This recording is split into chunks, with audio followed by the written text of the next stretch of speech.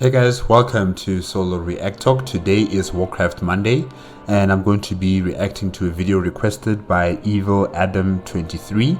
It's called World of Warcraft Pandora's Box, made by MadSeasonShow, the YouTube channel, MadSeasonShow. If you want to check out MadSeasonShow's YouTube channel, I'll put the link in the description as well as the link to this original video in the description as well. At first, I thought World of Warcraft Pandora's Box was a installment that I did not know about. I thought it was a new game that probably came out probably last year or 2 or 3 years back, but no, it's just a video. I'm assuming it's like a documentary because it's like 2 hours long. So yeah, at first I really thought that, was this before Dragonflight, Pandora's Box? Because it's a nice name, to put in a game installment for World of Warcraft, World of Warcraft, Pandora's Box. Yeah, it works, doesn't it? Okay, I'll stop. Let's start. 3, 2, 1, go.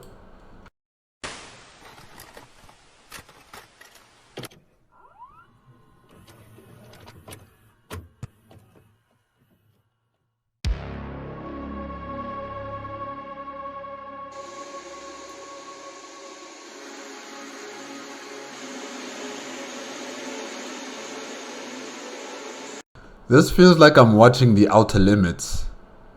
I wonder if you guys know that sci-fi TV show, The Outer Limits. Yeah, okay. In session? Sure, but the question is, does the international addiction to an internet game represent a danger?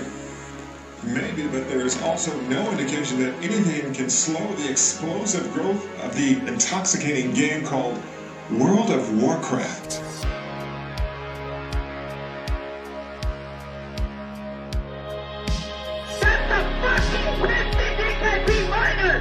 What the fuck was that shit?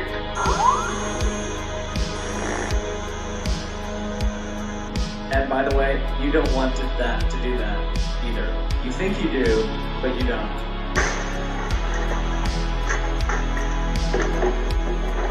You guys take care of us, man. Yeah, you guys really take care of us. All I can do is all day, every day.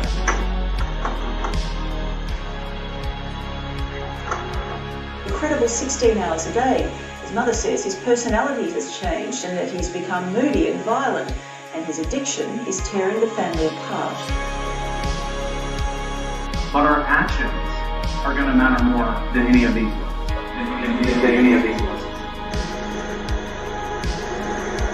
Alright, Jones up. Ready, guys? Let's do this. Yeah! Oh my god, he just ran in.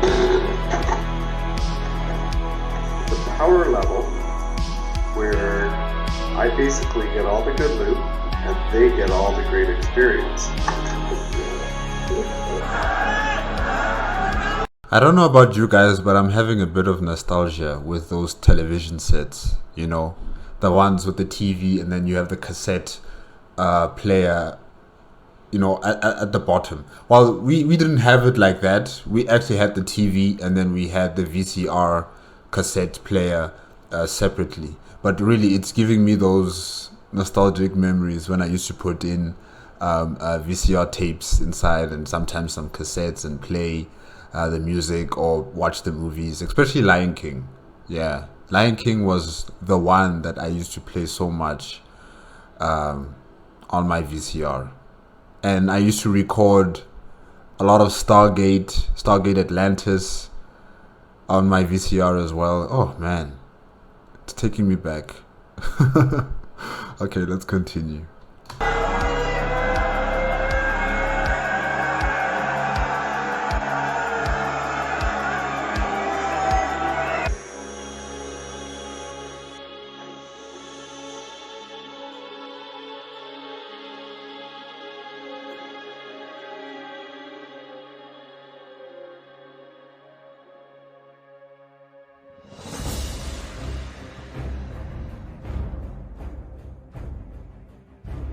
In the world of MMORPGs, you'll scarcely find anyone who hasn't heard of, if not played, the world of Warcraft.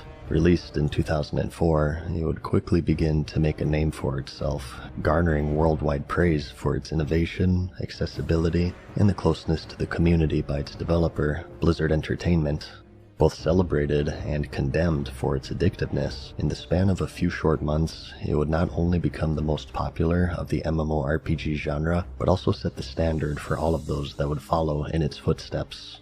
Many would try, and over the course of 15 years, few would gain even a fraction of the player base of the seemingly unstoppable giant. Today, though, a much different picture is painted. What was initially considered inspirational in the world of game development now leaves behind a controversial history marred with what many describe as betrayal, deception, and squandered potential, leaving many asking the question, how?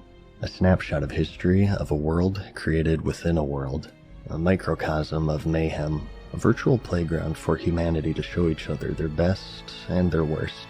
This is the story of Blizzard Entertainment and their iconic MMORPG, the World of Warcraft.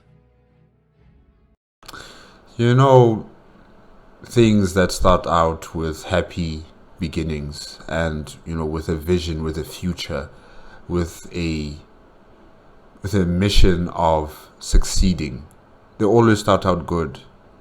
It's just that once they do become larger and bigger, corruption starts to creep up, nepotism, incompetence, a bit of arrogance as well, and they just lose that fire in them that they used to have.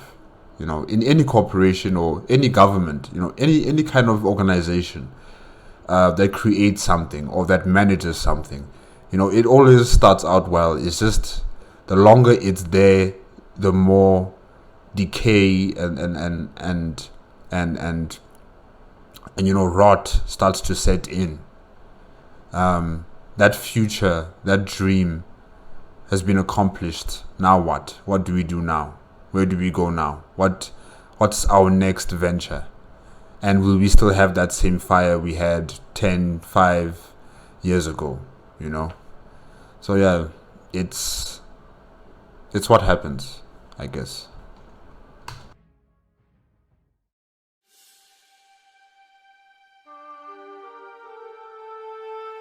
At the dawn of the new millennium, the online world was growing rapidly.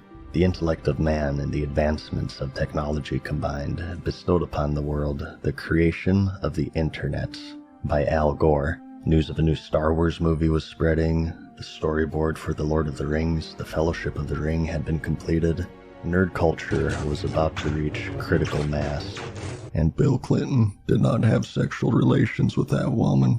And so entered the massively multiplayer online role-playing game, or MMORPG for short. The creation of the first MMO can be traced all the way back to the 70s, depending on your definition and standards, as they would be text-based. Though they had existed for decades, it was only near the new millennia that they would attract a sizable player base. Although varying in implementation, they all shared the central idea of an online, persistent world to be shared with players from all over the globe. A genre unique in the sense that there is no planned end, no credits rolled nor thanks for playing. Game content would be added as long as there are players playing, and the journey would only end when the player decided that it was over, a concept that was remarkably foreign to many at the time. In these early years, many would try their hand in breaking through the genre, and overall, it would contain a niche audience. Some were beginning to make a name for themselves though, such as Origin Systems' leap into the online persistent world with Ultima Online, an isometric fantasy game memorable for its PvP combat in particular. Mythic Entertainment, who would later develop Warhammer Online, took their shot with the Dark Age of Camelot, a third-person take on Arthurian lore mixed with Norse mythology and high fantasy. Star Wars would make their debut into the world of MMOs with the 2003 release, The Star Wars Galaxies, an MMO with a more heavy focus on community and sandbox gameplay. I don't know any of these MMOs. In fact, I haven't played any MMOs, really. If I have to be honest with you, never. I'm not that type of guy to play them, but Yeah, it's interesting. It's interesting.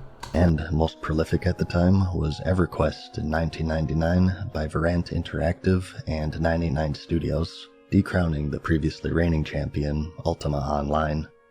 Like, I've heard of these names, Ultima Online, EverQuest, all these types of MMO games. I've heard of their existence, right? But I have never really taken interest into playing them. Yeah. Just 24 hours after launch, it would quickly become the most subscribed MMORPG at 10,000 subscribers. Yeah, really.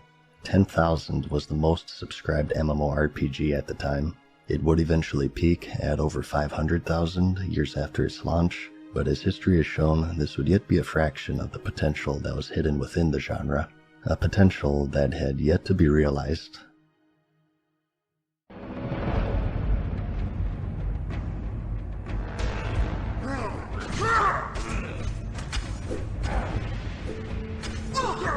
The MMO was on the rise, and the time to strike was nigh, and in the background, a beast was stirring, silently observing the strengths, the weaknesses, the successes, and the failures of the then relatively unexplored genre. Blizzard at this point already had established themselves as innovators with their Diablo, StarCraft, and Warcraft series, the latter being a real-time strategy game set in a fantasy world of orcs, elves, magic, and adventure.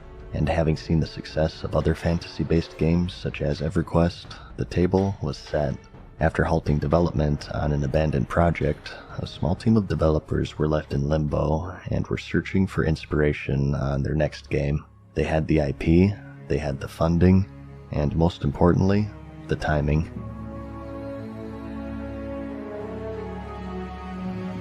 September 2nd, 2001. Long before Blizzard was big enough to hold their own convention, they held a panel at London's European Computer Trade Show, and it was then that the public for the first time saw the world of Warcraft.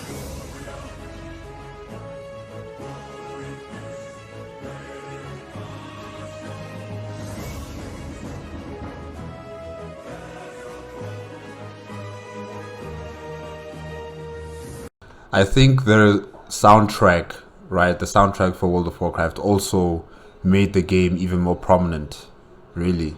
I mean, what other MMORPG do you know that has epic soundtracks like World of Warcraft? I've yet to hear any. Maybe that's my own fault, like I have to search it up, but really, the soundtracks from World of Warcraft are superb. They made it clear. This was not the sequel to the popular RTS series at the time, but rather something completely different. Players would transition from controlling pre-made heroes and progressing through a campaign to creating their own heroes and making their own stories. The game would be multiplayer on a massive scale, bringing together fans of not only the Warcraft series, but of MMOs as a whole. The reaction, however, was mixed. Some waited with eager anticipation, trying to imagine their beloved series making its leap into the massively multiplayer setting, and many were upset at the abrupt change of focus, preferring Blizzard to concentrate on what was proven to work, instead of taking a gamble into unfettered territory. The idea of paying a monthly fee to continue playing was a hard pill to swallow at the time, especially by Blizzard fans who had grown accustomed to the one-time purchase models set standard by the company. Work would continue on the project, however, and the very first interview would be claimed by the Computer Gaming World magazine. By this time, EverQuest was the clear reigning champion, but the genre as a whole had one fatal flaw, and that's the learning curve. XP loss, gear loss, and even permanent character death were commonplace in nearly every game of the genre, and combined with the large time investment in playing, it cultivated a very niche and hardcore community, and the everyday casual player would quickly succumb to the intense difficulty and seek entertainment from other, more forgiving games. It was a genre with a focus on character progression, with death penalties centering around character regression and a steep learning curve to go along with it. However, this transitionary period would prove to be a key moment where players for the first time would leave single-player games that looked like this into this online sprawling world. They were incomparable to each other, and although it's funny to think now, it was an intimidating thing. The time investment was, and still is, incredibly high, You had to have a computer, you had to have a good enough graphics card to run it, you had to have internet, and you had to pay a subscription. The amount of hurdles standing between the average person and the game were already high, and combined with the unforgiving gameplay of the landmark titles representing the genre, it was just too much for the average person. Even in my time, like, okay, in 2001, computer games in South Africa were not, as prevalent in terms of like online MMO, RPG, or anything else that has to require internet access. It was not very easy to get that into your household. Yes, like those are very few, maybe those who could afford, families that could afford the desktop with access to internet, which was also very expensive in South Africa during that time, 2001. And yeah, like very few people. And those people who had that access to the internet and a desktop that was connected to the internet, those were mainly business people, very important, influential business people, or government officials or something like that, and then their children would probably play on those computers and use it to play their games. But honestly, in 2001, what was famous was PlayStation in South Africa. Especially those big, the original PlayStation, the gray, like rectangular shaped PlayStation, before the slimline PlayStation. That's what was, famous. And also the cartridge games that we used to play on the TV as well. That was what was, accessible to the majority of people in the country. So yeah, internet access was there, but it was not as strong as it is right now in 2022.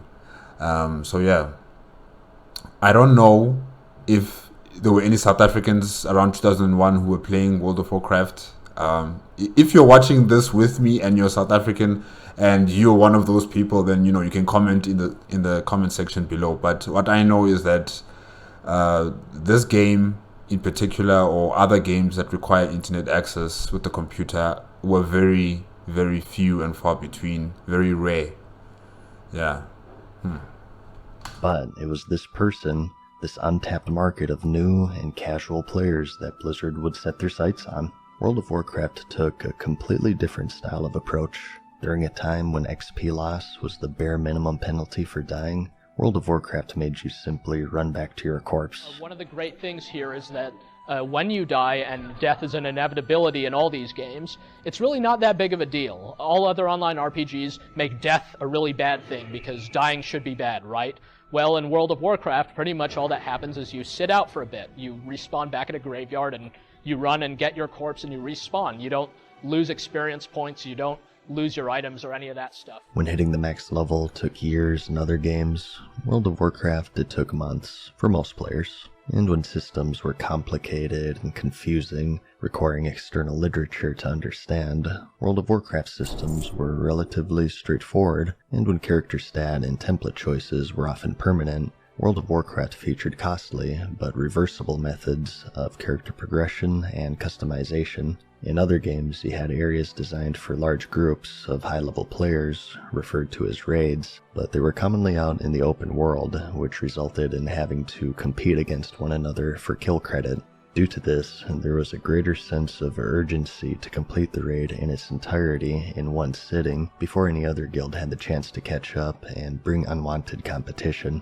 Marathon sessions of guilds setting up 24-hour shifts was a common strategy to maintain dominion of these raids, in many cases to the detriment of the health of the players. This Final Fantasy XI boss was engaged for 18 hours until players were forced to quit after they began to faint and vomit. Though this boss in particular was nerfed shortly after the incident, this was the state of the endgame for most MMOs in these early stages. However, World of Warcraft had been one of the first MMOs to standardize instance raids, where players and guilds could create their own unique raid instances, resetting on a weekly basis. And as for the raid bosses themselves, although today seen as archaic and simplistic, at the time they were quite advanced. In a genre where raid bosses boiled down to having a unique name with a higher health pool and increased damage, World of Warcraft would add unique, and often at the time, complex mechanics that required teamwork and thought to overcome, which in turn would become one of the game's major selling points. The worlds had NPCs, but were commonly static, whereas the world of Azeroth felt more alive with dynamic NPCs going about their daily lives. Simply put, what it didn't invent, it improved. MMOs were in a constant state of almost theirs, and World of Warcraft was the first one to bridge that gap and bring it into a more mainstream audience, and it reaped the rewards because of that.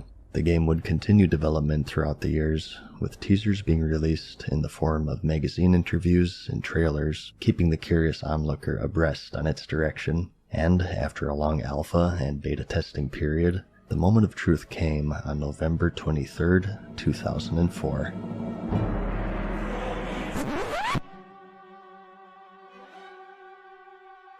Yes, of course, there's still going to be some hiccups here and there.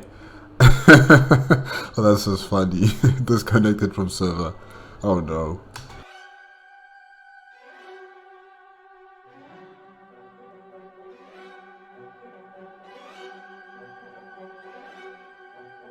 Like, I'm not even patient for this, you know. If this should happen to me, I'm just leaving. I'll come back, I don't know when, but I'm leaving. I don't have time to wait. Its strategy of appealing to the casual gamer worked well. A little too well. Blizzard in no way was prepared for the frenzy of players eager to get into the world. Disconnects, lag, and rollbacks would persist heavily for the opening months, and still consistently through the next couple of years. Forums daily would be filled with outrage, demands for a refund, and even threats of lawsuits. The miraculous thing about it, though, is that it didn't even seem to slow its growth. The launch today is looked at as disastrous, and yet still, people came back again and again. How can a game that's playable maybe 50% of the time hold such a demand?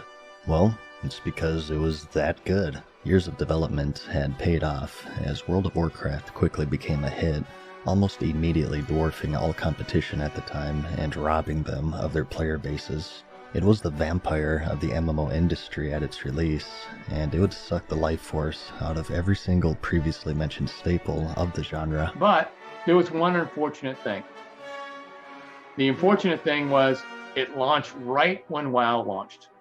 Yep. So WoW brought the whole industry down, not just us. Every online game out there went down as soon as WoW went out.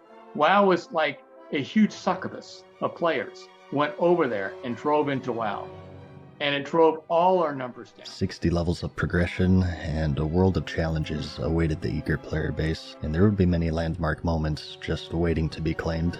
Players rushed to the max level, and the title of the world first level 60 went to a player named Zenith, a troll rogue on the Stormreaver server on December 3rd, 2004, a little less than 2 weeks after release. By today's standards, incredibly slow, but back then, a no-life nerd, as onlookers weren't shy of expressing. On January 30th, 2005, the game would see its first raid cleared with the death of Onyxia, taken down by the Guild Ruined on the Proudmoore server, and many players for the first time got to see the famed epic quality items that she hoarded.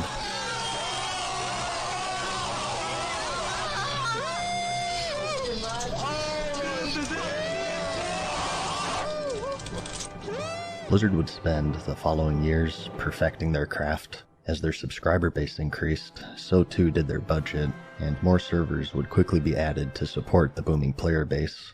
New patches would not only release new raid tiers, but also systems, items, and much more. And in May of the same year, the subscriber base would see its biggest surge for the next decade.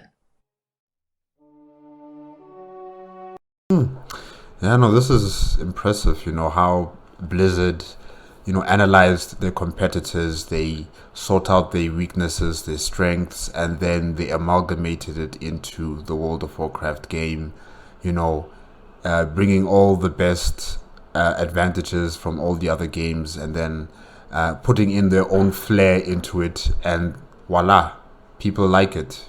People didn't like the fact that, you know, the servers were going down and, you know, it was slow in the beginning. But I think, yes, they corrected that over time, and it just became a better product for the consumer.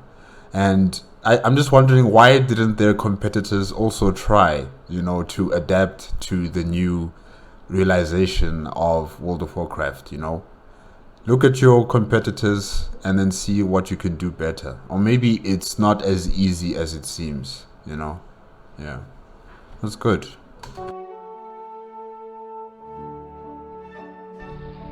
Okay guys, these eggs have given us a lot of trouble in the past. Does anybody need anything off this guy, or can we... One of the earliest videos to go viral in the World of Warcraft was created by the guild Pals for Life. The guild was strategizing on how to clear out a particularly tricky room in the upper Blackrock Spire raid. I think it's a pretty good plan. We should be able to pull it off this time. What do you think, Abdul? Can you give me a number crunch real quick? Yeah, give me a sec. I'm coming up with 32.33, repeating of course, percentage of survival. Oh, that's a lot better than we usually do. Alright, chums up. Ready, guys? Let's do this. Leroy Jenkins! Oh my god, he just ran in. Save him! Oh geez, stick to the plane! Oh Jesus, let's go. But viral where? On YouTube or on another video service? A social media service? I'm not sure if there was other, you know, social media services before YouTube. I'm not sure. But yeah, this is interesting. Let's go. Stick to the plane. And in the midst of the conversation, a group member, Leroy, charges in prematurely with reckless abandon, causing the death of the entire group. I can't move. Am I lagging, guys? I can't move. What the hell? I can't aim. Oh my god. The eggs keep spawning. More respawning. I don't think you can cast with that shit. Oh my god. Shaq, Get off. I got it. Take it off. Small's down. Oh my god. God damn it, Leroy. The video was later revealed to be staged, but nonetheless, it caught on like wildfire, and it was shared across multiple websites and forums, making it one of the first videos for World of Warcraft to gain viral popularity. Onlookers were intrigued. Word of mouth proved to be a prolific advertising vehicle for the game. It's hard to say today just how many people watched the video, as some of the uploads have been lost. The original upload on Warcraft Movies today sits at nearly 19 million views, and the original YouTube mirror reached at least 46 million before it was taken down. And surviving mirrors today sit at a total combined count of around 24 million. Regardless, it's by far the most viewed Warcraft-related video, even to this day, over 15 years later. You know, I remember someone in my comment section for one of my World of Warcraft videos was making a joke about Leroy Jenkins, you know. And at that time I didn't realize what was this comment saying, you know. I thought he was talking about the character from Mass Effect called Leroy Jenkins, you know. I thought that's the person he was talking about, but I think he's talking about this video in particular, in context. So yeah, wow, all right. It was so popular, in fact, that it was later featured as a question in the trivia show Jeopardy! Just a few months later in November. This role-playing game, out in 2004, returns to the world of Azeroth, where heroes like Leroy Jenkins do battle. And that would be the world of Warcraft. Pathetic. Yeah, I would actually be surprised if they answered the question. I mean, it's still starting out, isn't it? Oh, wow.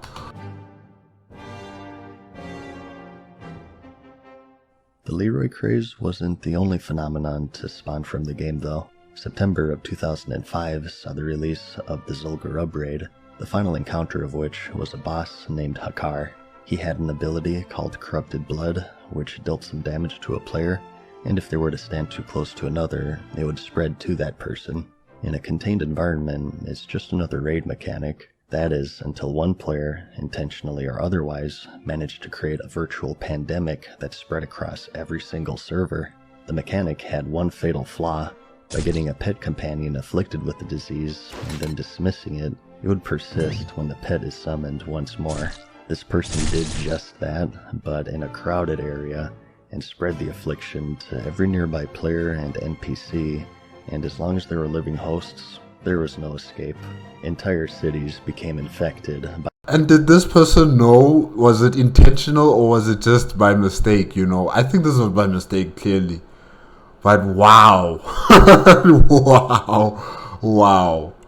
And there are no masks here. You can't be putting on masks, you know, protecting yourself from it. It's just...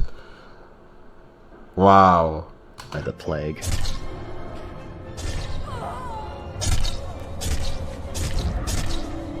Word quickly spread, and other players intentionally started spreading the disease.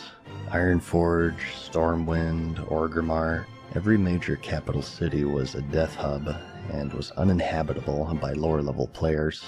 What did the developers do? I mean, this is an emergency now. Wow. The entire population in the servers are going to be, you know, all killed at this rate, and no one's going to come back for a long time. The spread would continue to go on for days until Blizzard eventually hotfixed the disease, but the resulting chaos remains to this day to be one of the most memorable moments in the game's history, and has even been used in real-world research of the spread and reaction of contagious diseases.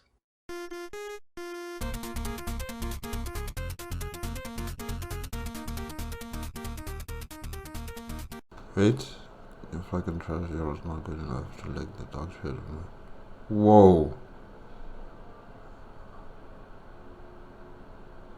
Okay, these messages are not nice. Though there are many memorable landmark moments in the game's history, some are more controversial than others. In 2006, on the Illidan server, a player by the name of Phajin passed away suddenly from a stroke, and in memoriam of one of her favorite activities, fishing, her guild had decided to host an in-game funeral service to pay one final tribute to her. There were two problems though. It was publicly advertised on the Realm forums, and Illidan was a PvP server where players of the opposite faction could freely attack one another. A guild, Serenity Now, saw the thread, and they felt that they would join in to pay tribute, but in a very different way. Having snuck through a nearby tunnel leading into the zone, an entire raid team prepared to crash the funeral. As players lined up to pay tribute to their friend, the raid quickly closed in on the location, and to make matters worse, in an effort to roleplay, many of the attendees had unequipped their armor and weapons, leaving them defenseless against the surprise onslaught.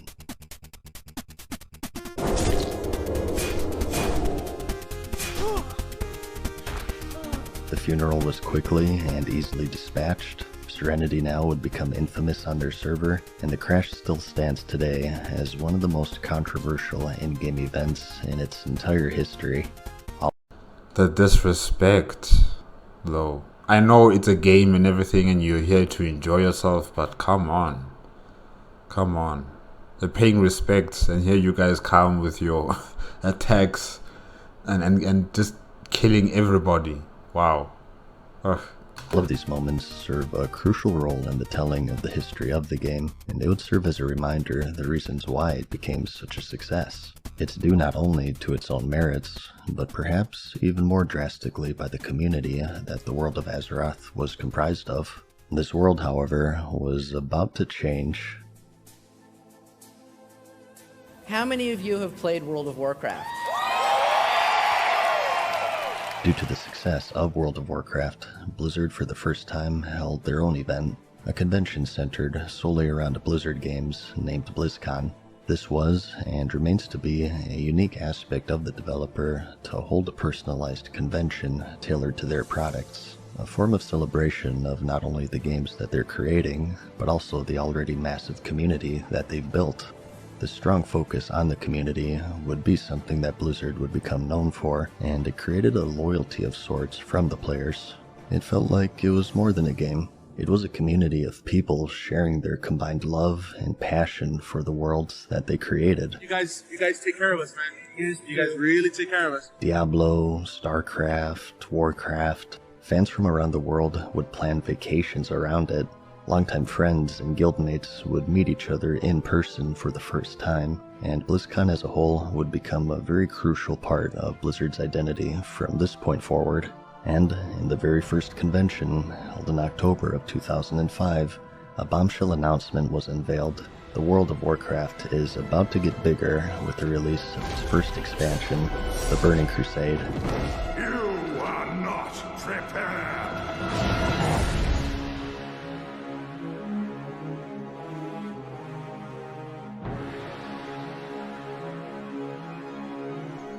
The expansion boasted what players had come to expect from the World of Warcraft and more. They would step into the world of the Outland and progress through 10 more character levels, new zones, talents, dungeons, spells, raids, races, a profession, a new PvP system, and much more. It would add on to and improve in just about every aspect of the game. But it's still 2005, and there's a lot of game left to conquer before players began worrying about their foray into the Outland. There were dragons to kill and DKP to acquire. Odd groups got left. You know what? This culture that Blizzard created, along with its fans who play the games, the different kind of games, especially World of Warcraft, I think, politicians would die for the kind of support that these game developers have. I think they would die. They would die for such information on how to get young people, especially young people, to come out and vote for them during elections. Like how young people are so committed and focused on these games that they play. Really, it's sometimes also amazing. Like, imagine if one of the Blizzard developers decided to go the political route, and become a politician and want to become probably like the head of state of the United States of America. Would people actually go out and vote? That's what I'm wondering right now. Would people who play the Blizzard games be able to separate their gaming life from their political participation life? I wonder about that as well, because it would be an interesting case study, how these game developers and the gaming companies were able to create these culture of gaming and support of the gaming franchises and having so many people come to these conventions where people discuss about the game, where they love the game, where they talk about the future of the game, and all that kind of stuff. Really, because something like that could be incorporated into the political participation of people in the processes of democracy, if I can say it like that. So yeah, it's interesting. It's very, very interesting. Even groups got right. That means 1, 3, 5, 7 left, 2, 4, 6, 8 right. In the game, you had casual, hardcore, and everything in between, and there were some who took it even further beyond. No reason to lose the main tank, and I am blaming you, because I blame I can fucking do it, everyone can do it. Do it right. This is bullshit! Videos of a more serious or angry nature would start to spring up at this point. Those of raid leaders chewing out members for failing and properly performing the mechanics of a boss fight. Yeah, I don't like that. I don't like that kind of subculture, that kind of attitude. Even if you are like a raid leader or anyone, someone who talks bad at other people, who puts them down. And I know some people say that, it's to lift them up, is to correct them of their mistakes. Yes, fine. But do you have to say it in such a manner that is degrading to someone, Yeah, I don't know. I'm just not okay with that. Maybe other people are. Maybe you guys have tougher skin than me, and that's okay. But I don't like that. I don't like that at all.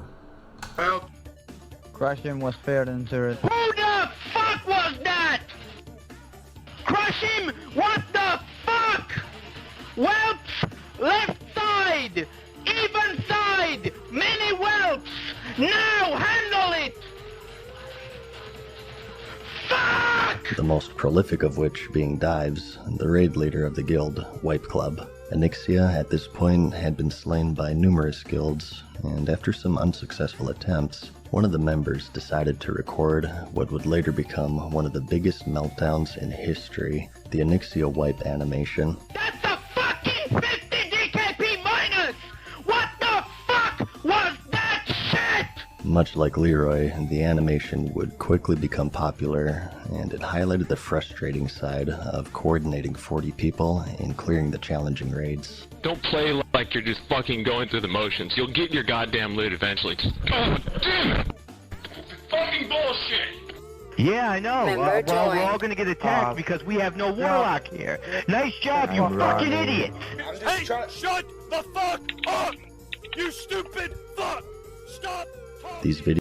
I mean, imagine you're a next door neighbor and every morning or evening you're hearing some person next door shouting and screaming, throwing profanity all around. Like, it's unhealthy, guys. It's unhealthy. Videos would paint players in a much less flattering light, as many people would become so obsessed that they would shirk real-life responsibilities and fall out of contact with friends, quit work or school, and in the most extreme cases cause harm to themselves or others.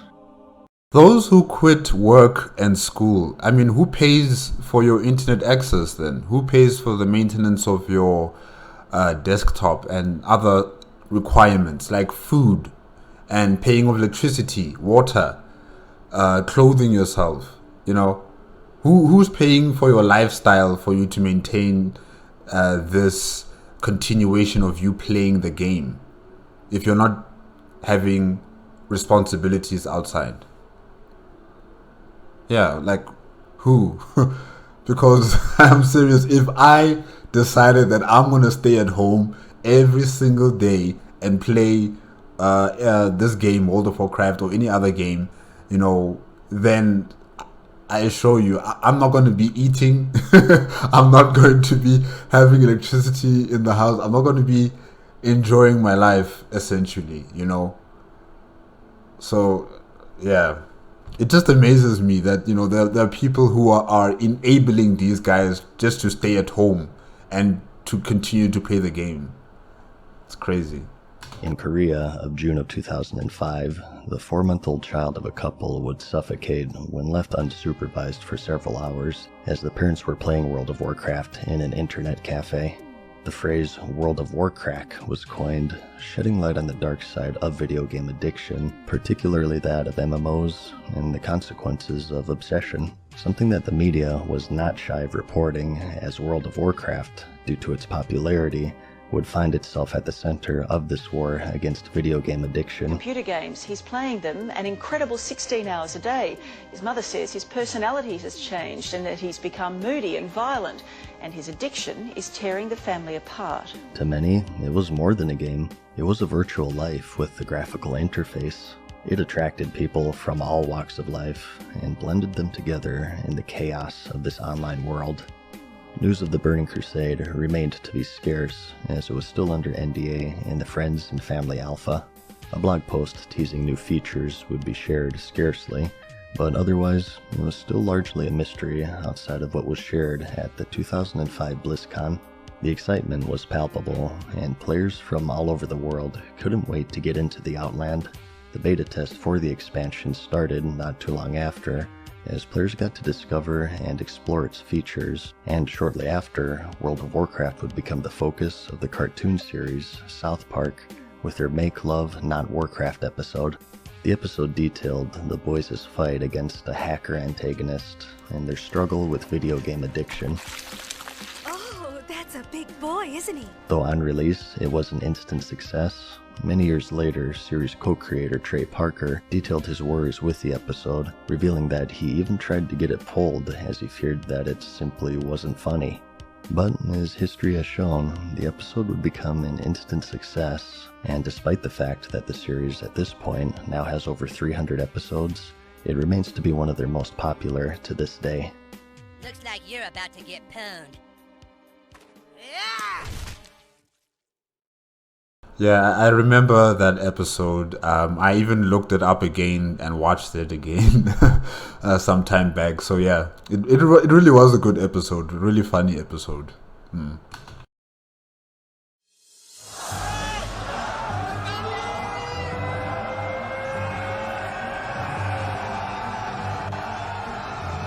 They're even counting down the milliseconds. Oh, wow.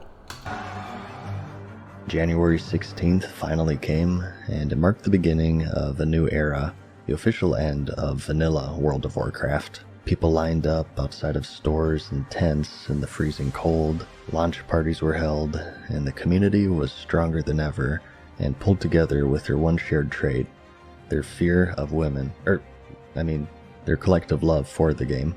At this point, it had amassed roughly 8 million subscribers by the expansion's release, never once reporting a loss, and holding on to the lion's share of the market. In the background stirred some serious competition, however. Mythic Entertainment, who developed the Dark Age of Camelot, sought to compete against Blizzard with an MMORPG adaptation of the renowned Warhammer series. Due to its similar fantasy setting, holding orcs, magic, elves, and wizards, many thought it to be the direct competitor to World of Warcraft, and deemed it to be one of the first of many would-be WoW killers during the time.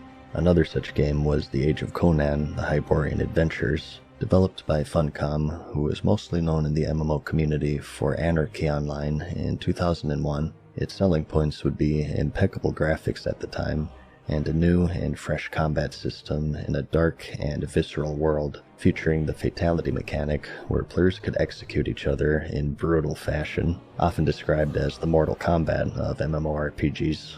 And too bad they don't have that, signage that's saying finish him or fatality, brutality. Yeah, they should have added something like that. I don't know. The Lord of the Rings Online by Turbine was also in development, an MMO of one of the most celebrated franchises in nerd culture history, certainly posed as a serious threat to Blizzard at the time. Though these contenders would be far off from release, the competition was beginning to get fierce, and to stave them off, the Burning Crusade had to be as exceptional as its predecessor. Months and months of doomsaying was put to the test. Did the Burning Crusade kill the World of Warcraft? Of course, the answer is no. The expansion was a major success, and the subscription base rose even more rapidly as players explored the dangerous reaches of the Outland. The classes evolved, and the gap between them was lessened, while still retaining the features that made them special. The raids were more challenging, the bosses more complex, and offering more to conquer to the ever-growing subscriber base.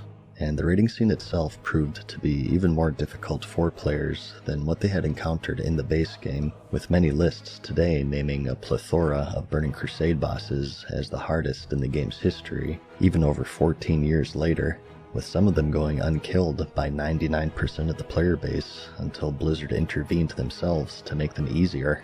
The expansion today is remembered for having an extensive process for gaining entry to the raids called Attunement. A large series of story-based quests served as an alternate form of character progression, and players would rarely find themselves with nothing to do. The PvP system had evolved to be more competitive with the new Arena mode, where players create custom teams and battle in small-scale matches to the death, setting the stage for future competitive events in Blizzard's attempt to gain a foothold into the growing esports scene. The Alliance for the first time got to experience a new class to them, the Shaman, and for the Horde, the Paladin, both with 2 new races added to the game, the Draenei and the Blood Elf. 5-man dungeons rose back to the forefront with the advent of the more challenging heroic difficulty. The expansion was packed with features and upgrades in its design, and stands as one of Blizzard's most critically acclaimed releases even to this day. The Lord of the Rings also saw its release in 2007 to serve as competition for World of Warcraft, and although receiving favorable reviews at the time, it couldn't compare to the size and scope of WoW, selling under 200,000 copies in the first months of release, and dwindling shortly thereafter. The game does still run today, supported by a niche community, and is hovering around 40,000 active players at the time of this video. So, the Burning Crusade pressed on, undaunted, and in the following BlizzCon in August, the next expansion, The Wrath of the Lich King, was announced.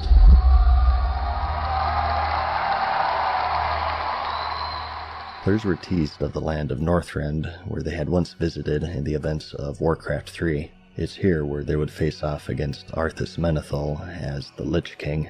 10 more levels, a new class, the Death Knight, New zones and siege vehicle combat were just a few of the many new features teased at the convention, and due to the success of the Burning Crusade, there was little question if it would be just as good. And, you know, they had competitors, but it seems that those competitors were losing steam very fast compared to World of Warcraft. World of Warcraft was just continuing to build on what they have had before, and it's just continued to succeed and have more success, while its competitors are still kind of stuck. They're not really innovating even more with their product, you know. And yeah, it's going to be tough. It's an uphill battle to fight against such a product like World of Warcraft. And remember what I said about, you know, them having this culture. They have a culture of World of Warcraft centered around the people who play the game and this community that's been built. So it's very tough to penetrate that market now, because not only is there like a brick wall, but that brick wall is now also having another layer of, I don't know, like very tough Teflon protection, you know, and then another steel wall that's protecting everything else. So it's just tough to penetrate through that market now. This culture that's been created is very, very strong. It's not easily defeated. 2008 came, and on the one-year anniversary of the release of the Burning Crusade, World of Warcraft hit a landmark 10 million subscribers, absolutely dwarfing any and all competition.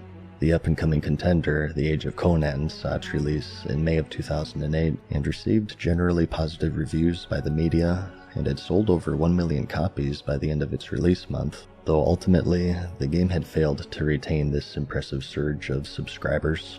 Although reviewers worldwide had praised the game, the player base condemned it as being unfinished and rushed, as subscriptions quickly declined. And you see, that's also a problem when the media are the ones telling you it's a good game. Not the players, but the media. And then we tend to believe what the media says about this particular game, and then we get it, and then it's not what they told us it was, you know. And the hype created over games by the media is also a very dangerous thing, you know. You can't be swept away by that hype that's been created by the media. If you are swept away by it, you will be disappointed, sorely disappointed, when you get your product. That's why usually I don't go along with the hype of games, especially like during these days. I don't go along with the hype of games that are coming. I am so neutral, you know. I will show a bit of happiness here and there, but ultimately I'll be like, I'll wait for it. Even when it's out, I'll just let other people play the game first and then watch their reviews of it, and then maybe I'll think about getting it myself. But ultimately I am not hyped over brand new releases by the media especially. Yeah, you should always take whatever they say with a pinch of salt. Just 1 year later, Funcom would perform a fatality on 31 out of its 42 servers. Much like The Lord of the Rings Online, the game still holds a dedicated yet niche following, by and large falling short of being the WoW killer that many predicted that it would be. Yes, that term, WoW killer. Also, when the media uses that term, WoW killer, just know your game is cursed. The moment they say, will this be the game that's going to compete with World of Warcraft, just know your game is cursed. Okay, you don't want to be associated with that, because next thing you will be competing with World of Warcraft, and people are going to check the standards of your game compared to World of Warcraft, and if it doesn't even match or at par with it, then you can forget it. People are not going to play your game anymore. So, you know, at least avoid being called the WoW killer, avoid being called the game that will challenge World of Warcraft, because you will be crushed. Almost immediately, you will be crushed. In July, in a bombshell announcement at the height of the game's popularity, the power of the dark side could be resisted no longer, as Blizzard's parent company, Vivendi, announced a merger with Activision. Already having gained a reputation for excessive monetization and driving franchises and developers to an early grave, many were dismayed at the news, fearing that the same would become true for their beloved franchises, including the World of Warcraft. Along with EA, they would gain the reputation of exploiting the player base to the fullest extent, and spearheads today one of the largest focus on cash shops and pay-to-win game design. And just 1 year later, in September of 2009, Activision Blizzard would release the paid faction change service, and 1 month after that, the paid race change service, along with in-game collectible pets. These services were seen by many as an affront on the integrity of the game, and although not terribly impactful by themselves, it was believed that they would serve as a gateway for more damaging paid services to be introduced later. Yes, it's the testing grounds. They're just testing the water to see how people respond, and if there's not enough backlash, then they'll push forward, or they'll just push forward. Either way, World of Warcraft and Blizzard, they had a very nice beginning. They focused on their consumers. They made sure that their games were fun. And they became famous, they became successful, and that drew the attention of those who saw a way to exploit such a very powerful franchise and product. And now they're here. This has happened with many gaming studios, many games that we all love, especially with me in terms of Mass Effect really... After Mass Effect 3 and the advent of Mass Effect Andromeda, yeah. Let me not talk about it. Let's just continue. In September of 2008, the release date for the Wrath of the Lich King expansion became set in stone for November of the same year. Just as it was back in 2006, the clock began ticking for players to finish their activities in the Burning Crusade before the content was made to be irrelevant, and due to the difficulty of the raiding scene in general, they had their hands full. There was quite a long drought between the final patch of the Burning Crusade and the launch of Wrath, nearly 8 months, but players didn't seem to mind due to the success and lingering challenge that the expansion had to offer. Those who thought otherwise, though, sought to fill in this void with the release of the highly anticipated Warhammer Online, which saw its release in September. But was it enough to succeed where the Lord of the Rings Online and Age of Conan failed? The game saw similar numbers to the Age of Conan, selling 1.2 million copies at launch and starting off with a solid subscriber base of 800,000 players. But similar to Funcom's debacle, it simply wasn't ready. Performance issues overshadowed what could have been a great experience, and players that have grown accustomed to World of Warcraft's finely tuned and polished combat system immediately noticed a lack of fluidity with its gameplay. Additionally, the game would suffer from major scandals, such as erroneously charging subscribers for years of game time in a single day, with some racking up charges and overdraft fees into the thousands.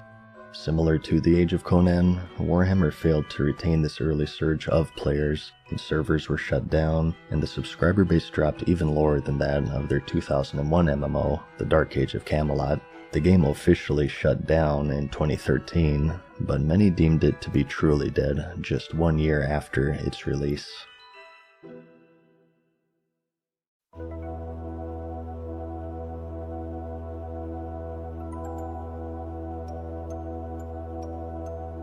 Shortly after, the Wrath of the Lich King expansion saw its release, and Blizzard would once more break sales records. Players charged into Northrend with new zones to explore, dungeons and raids to conquer, and a new class to discover. The Death Knight was what everyone expected and more.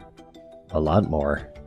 Way too much, in fact, as many saw them to be far too powerful on release. They would later be tuned down in upcoming patches.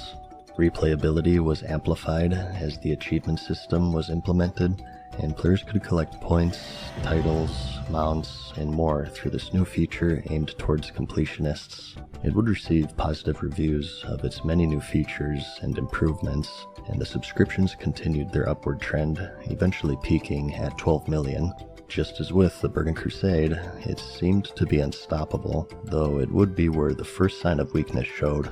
Through the numbers that have been made public, there wasn't a single moment where Wrath had lost subscriptions between reports, but it was also the first expansion where they had stopped gaining subscribers, as they hovered around 11 to 12 million throughout the course of the expansion, and as shown, it wasn't due to any of these would-be WoW killers.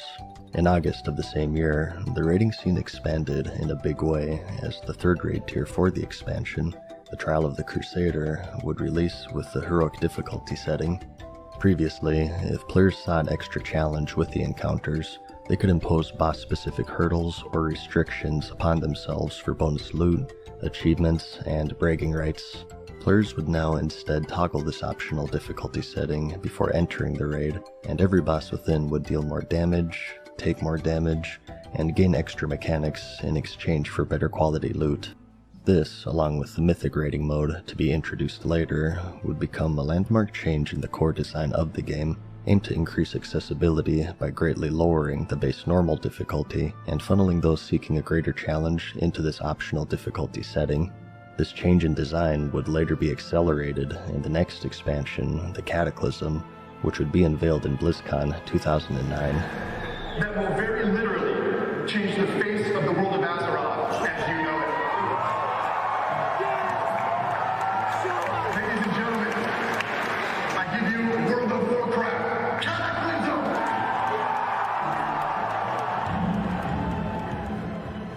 The world of Azeroth was about to change for good, as the entire old world was deemed to be outdated by 2009 standards. This expansion's villain, Deathwing, would ravage the Eastern Kingdoms in Kalimdor, reshaping them visually and mechanically by reworking each quest. Players would be able to explore all of these changes from the comfort of their flying mounts, which were now enabled in the old world.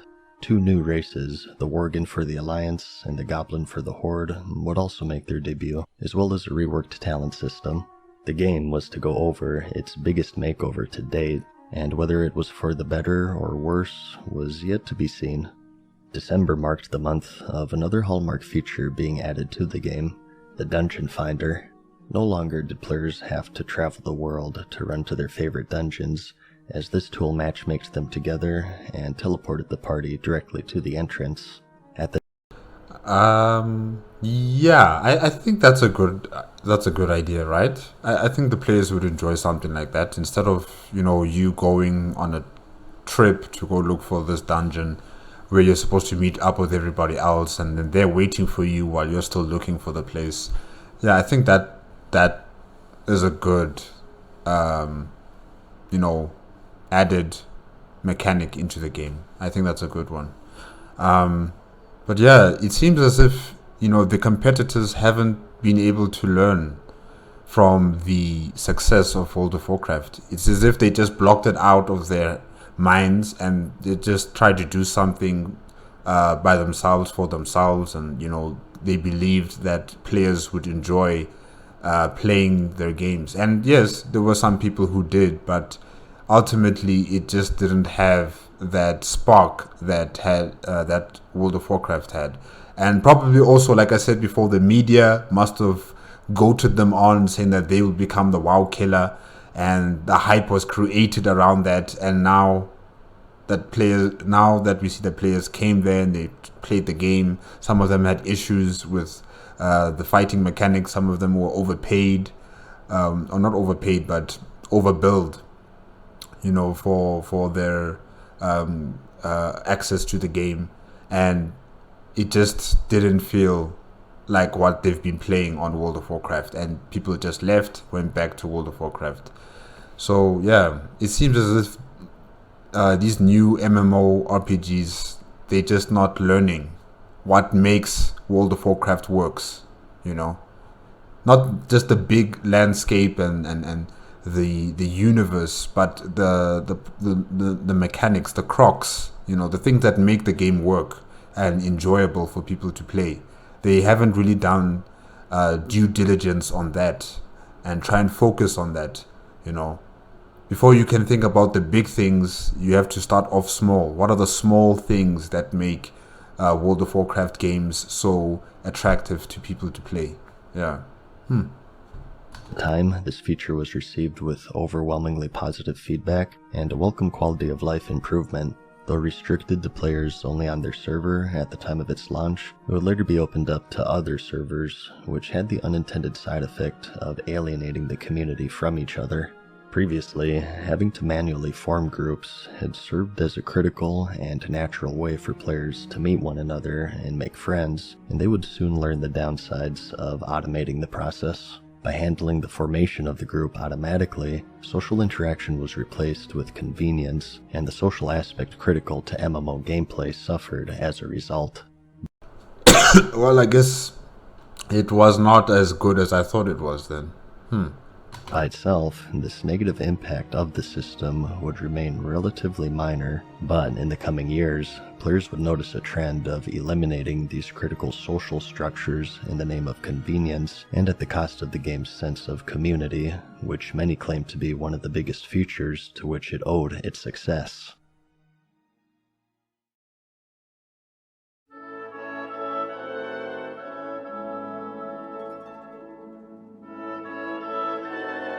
The community would also see changes outside of the game. In July of 2010, Blizzard unveiled their new Real ID system, where their supporting forums for all of their games, not just World of Warcraft, would no longer display character names when posting, but rather real names tied to the account. Players and onlookers alike reacted with concern of Blizzard's disregard of basic privacy rights, deeming that their actions would essentially dox the entire forum community.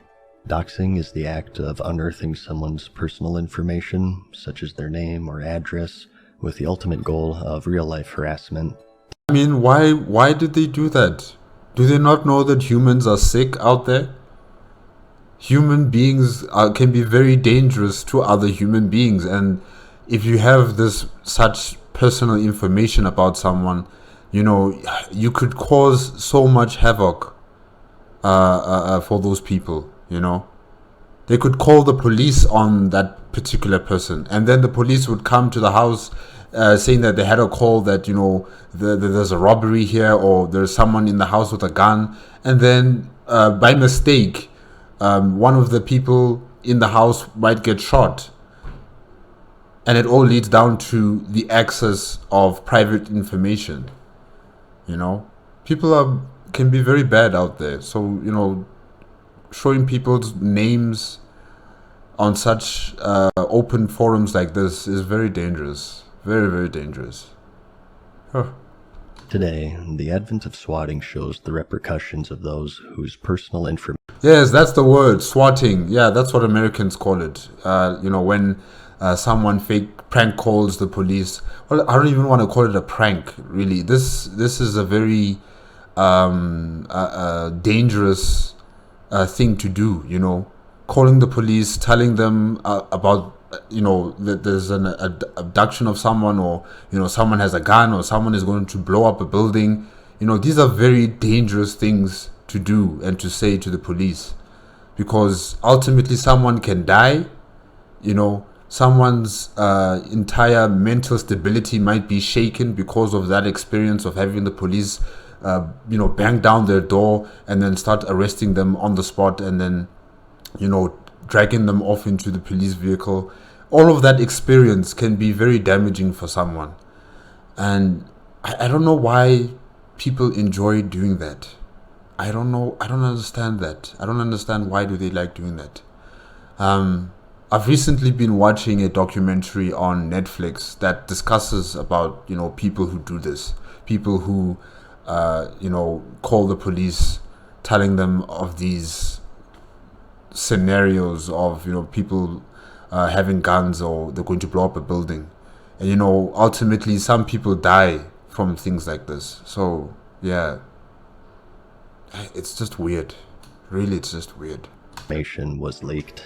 Put your hands up! Put your hands up! Get on the ground! Get on the ground now! Get on the For a company to do the work for them was seen as extremely dangerous. Flame wars and online disputes, past, present, and future, would serve as vessels for real-life harassment, they argued. They stated that the reason for the change was to cut down on forum trolling, their logic being that if someone's real name was tied to their post, they'd think more carefully about how they treat others, and that if someone is trolling, block them. End of story. Just block them. Why are you wasting... Why do you want to show people's faces and their names? That's not going to stop the trolling. Just block them. Quote, removing the veil of anonymity, typical to online dialogue, will contribute to a more positive forum environment and connect the Blizzard community in ways that they haven't been connected before. Another community manager put it to the test, and in an effort to quell the players' fear, he posted his real-life name. Within 1 day, players found and published his address, phone number, age, and took to placing false pizza orders in his name, and even placed death threats, connecting him with the community in ways that he's never been connected before. Shortly after, the co-founder of Blizzard, Mike Morhaime, stepped in and announced that they had rescinded their plans of publishing the players' real names. In October, Blizzard pinned down a release date for the Cataclysm expansion, December 7th of the same year, and despite the controversy, the game in October would reach its peak subscriber count of 12 million. The holidays came, and the Day of Reckoning was at hand, and the World of Warcraft would suffer Cataclysm in more ways than one. In addition to the retuned Old World, the talent system would also see an overhaul, altering the traditional freeform 3-tree talent system into specializations. Players would be forced to pick just one, and lose access to many spells iconic to the other two. The trees as a whole would also be simplified, and the amount of points to invest reduced. Class and item balance in general would also be at the forefront of changes in the expansion, mostly through the form of removal. Spell ranks were removed, and all abilities now just had one rank that scaled with your level, and were trained automatically, and much more. The Cataclysm expansion is seen by many to mark the point when the RPG and MMORPG was made to be lowercase, as it transformed into a much simpler version of an already straightforward game. As World of Warcraft strayed further and further away from its social and RPG roots, a community of private server players would grow larger and larger with each expansion. Independent groups took to hosting past versions of the game, the most prolific of which being of its original state, referred to as vanilla. Though its beginnings were humble, this private server community would eventually grow large enough to become a problem for Blizzard, and they would find themselves embroiled in legal battles to protect their IP from infringement, and would eventually influence a major developed project many years later. Regardless, they showed once more that they had no difficulty in selling expansions, as once again, they broke their own sales record with Cataclysm, selling a staggering 3.3 million copies on release day.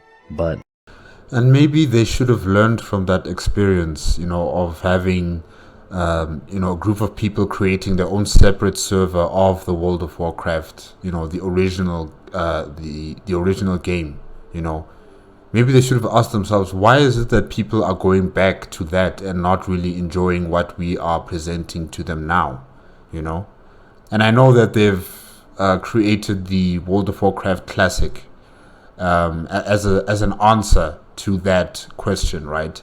But still, they should rather just look holistically at their product and see, what have we done with our present product that people don't really like, and let's go back to those basics where we started in World of Warcraft, the original, the vanilla, as they call it.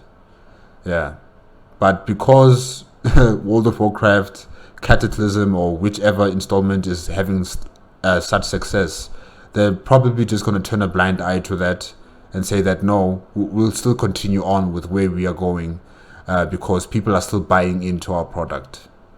Yeah. Unlike the previous expansions, they had not seen an overall increase in subscribers post-release, instead remaining steady at the 12 million mark it had been stuck at since the beginning of 2009, and for the first time since its inception in 2004, the World of Warcraft would see a loss in reported subscribers. In fact, Cataclysm would fail to gain subscribers in a single reported quarter in its near 2-year run, discounting the release of the next expansion, The Mists of Pandaria, which would be announced in October.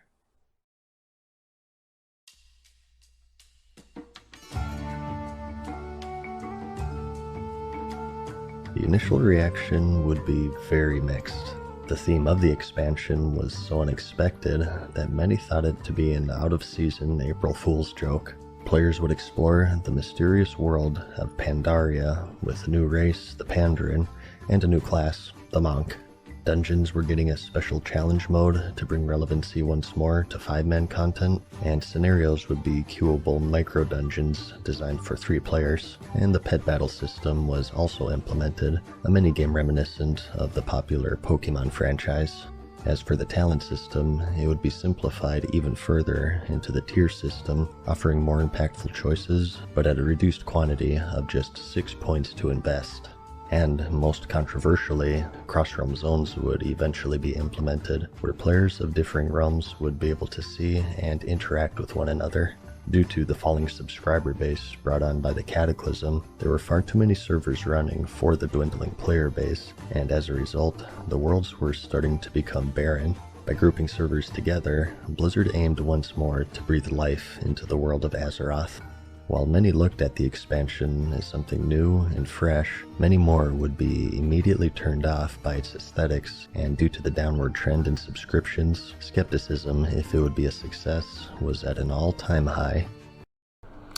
Yeah, well, I actually like the aesthetics of Mists of Pandaria compared to how the previous iterations looked. You know, with them they had it had more brown in the game than green, you know, and in Mists of Pandaria it's green everywhere, like it's fresh, it's just different. It just is like a fresh breath fresh of air, you know. It just looks nicer. I don't know, maybe it's just me. Maybe you guys who are watching this, maybe you like how the game looks like, you know, in previous iterations. But I think in Mists of Pandaria, they took a risk, and I think it worked. Really, the Pandaria, the island looks very beautiful. Really, I liked it. Yeah. This was still far into the future though, and the current focus remained to be Cataclysm, which at this point was still steadily losing subscribers. In November, along with the final raid, Dragon Soul, the LFR system would see its release. Similar to the Dungeon Finder released in the Wrath of the Lich King expansion, this would allow players to matchmake with others in a queue-based raiding mode, doubling down on their design of trading away critical social and RPG functions for the sake of convenience and accessibility. To accommodate for the increased disorganization that came with queue-based matchmaking, the difficulty would be lowered even further than that of the base normal difficulty. It was from this point forward that players no longer needed to even join a guild to experience the endgame content. They didn't need to read strategies, and they didn't even need to speak a single word in fact, as Blizzard deemed it an issue that 100% of the player base were not completing these raids in their entirety. The accomplishment of clearing a raid would be more accessible than ever before, but as a result, the accomplishment would mean nothing from this point forward. Like, they're essentially destroying the very thing that made World of Warcraft such a community, culturally based game, you know, because they've created that culture of being in groups, being together in finishing off the game, not just you by yourself and you just do it and, you know, then you're done, you know. So I think that was a mistake on their account to do it like that. It was a mistake, because, you know, so far as I've seen with World of Warcraft, it's a game that you can't just complete by yourself. You know, you need to have teamwork, you need to have teammates to help you out through the various missions and scenarios that will occur. You know, if you're able to do it by yourself, then I don't know, it just loses that identity of World of Warcraft. in my point of view. I don't know about you guys, but I've always seen this game as a group work, you know, a group work, a teamwork kind of game, not just a solo individual going through everything by themselves and accomplishing everything only by themselves. Yeah. During this time, another would-be WoW killer was beginning to generate interest. That word, that phrase, WoW killer, oh no. Star Wars Galaxies at this point had been shut down in order to bolster the subscriber base of Star Wars: The Old Republic, developed by BioWare and published by... It would be attempt number 2 for Star Wars on the massively multiplayer scale. This installment promised a unique and fully voice-acted campaign for each of their classes, a space shooter component with a customizable ship, a thriving endgame for PvE and PvP, and perhaps most importantly, it was during the first time where the reigning champion showed weakness, while ultimately the previous contender... And I think what made me interested in that game in particular, right, was the cinematics, the Star Wars Old Republic cinematics. Those were amazing, you know, but I've never really played the game. I haven't played the game. I've seen other people play the game on YouTube, and when I saw it, I was like, no, I'm not interested in playing the game. I think the cinematics were fine enough for me, and I enjoyed that content, you know, especially during the times when the Star Wars movies were not entertaining. You know what I'm talking about when I say they were not entertaining. The latest Star Wars movies, yeah, I'm gonna stop there, but you know what I'm talking about. Failed on their own merits. It can be argued that the tremendous success of the World of Warcraft during their debut certainly made them look worse in comparison. Now that this weakness was showing though, the timing was ideal. Would the Old Republic succeed where its predecessors failed? Ex-subscribers, disillusioned with the direction that the game had taken throughout the Cataclysm, looked at the Old Republic as the true successor this time. Players had been doomsaying the imminent demise of World of Warcraft ever since its launch in 2004, only this time, the game's downward trend would support their claims. So, the moment of truth came, the launch arrived, and like many other MMOs before it, the Old Republic launched too early.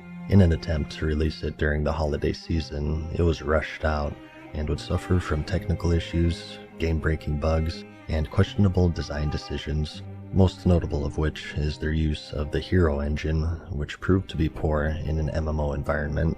There would be a short delay between... You know, I would understand if it was due to like the server being overpopulated, but now they're telling us there were other problems with the game.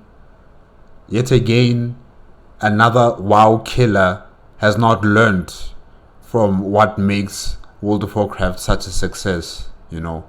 Get your small nitty-gritty things secured. Make sure that the game itself is able to operate properly without any issues. If you can secure that, then you can think of all the bigger projects around the game, you know.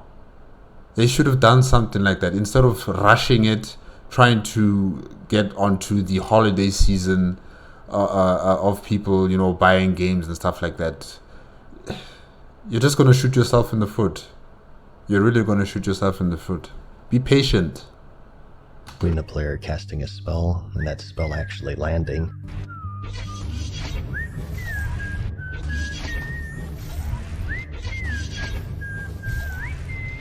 An issue they attempted to rectify by tying an animation for each ability to make it seem more natural. As a result though, the combat felt very sluggish and awkward, and those used to the crisp and smooth nature of the World of Warcraft's combat system noticed a huge and immediate downgrade in quality. It's the same story with the Warhammer game, you know, the fighting mechanics in this Star Wars game is also very clunky compared to World of Warcraft. They haven't learned. Quality. This, combined with other disappointing features, such as their spaceship component being entirely on rails, hindered its success in its crucial launch period. The game had sold over 2 million copies and held 1.7 million subscribers, which was around a sixth of the World of Warcraft subscriptions at the time, the closest that any recent MMO came to rivaling WoW's popularity since its launch in 2004. But much like the Lord of the Rings Online, the Age of Conan, and Warhammer Online, the Star Wars The Old Republic suffered a similar fate, and the subscriptions quickly plummeted. Like, it was only good for its cinematics. That's what I'm, enjoying, the cinematics. But when I saw the gameplay on YouTube, I was like, no. no, thank you. You guys can enjoy it, but I'll just watch the cinematics. Not even 8 months later, it would convert to the free-to-play model, often seen as the death sentence of MMOs.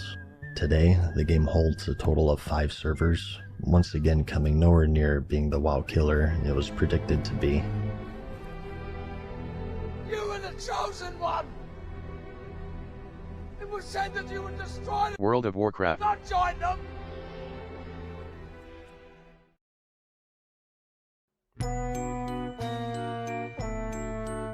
Time marched on, and the Mists of Pandaria expansion would release in the month of September, and for the first time since the release of the Wrath of the Lich King expansion, they saw an increase in subscriptions, though the eagerness of the player base was notably diminished, as this would be the first expansion to fail in breaking sales records for Blizzard upon release, falling 30% below than that of Cataclysm.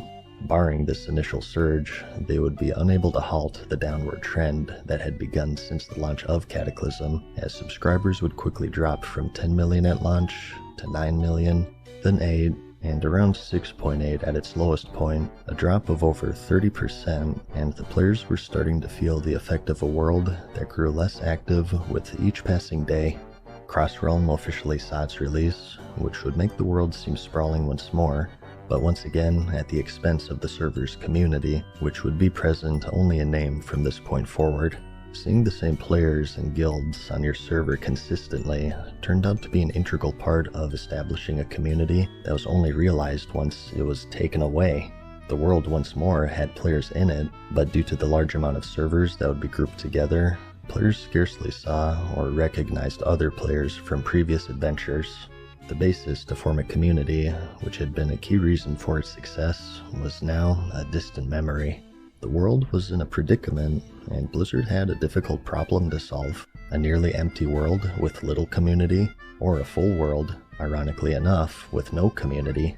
Though innocent enough on launch, Crossrealm is seen today as a necessary evil for a problem, which true solution lies in recapturing subscribers now lost. An issue that Blizzard would struggle with for years to come, as the once iconic MMORPG now barely resembled an MMO due to its destroyed social structures, and barely an RPG due to its abandoned RPG elements, which would be taken a step further in March of 2013, as the game saw another major change with its first instance of forged loot. Released with the Throne of Thunder raid, loot had the potential to have an increased quality, regardless of the difficulty at which the players defeated the bosses.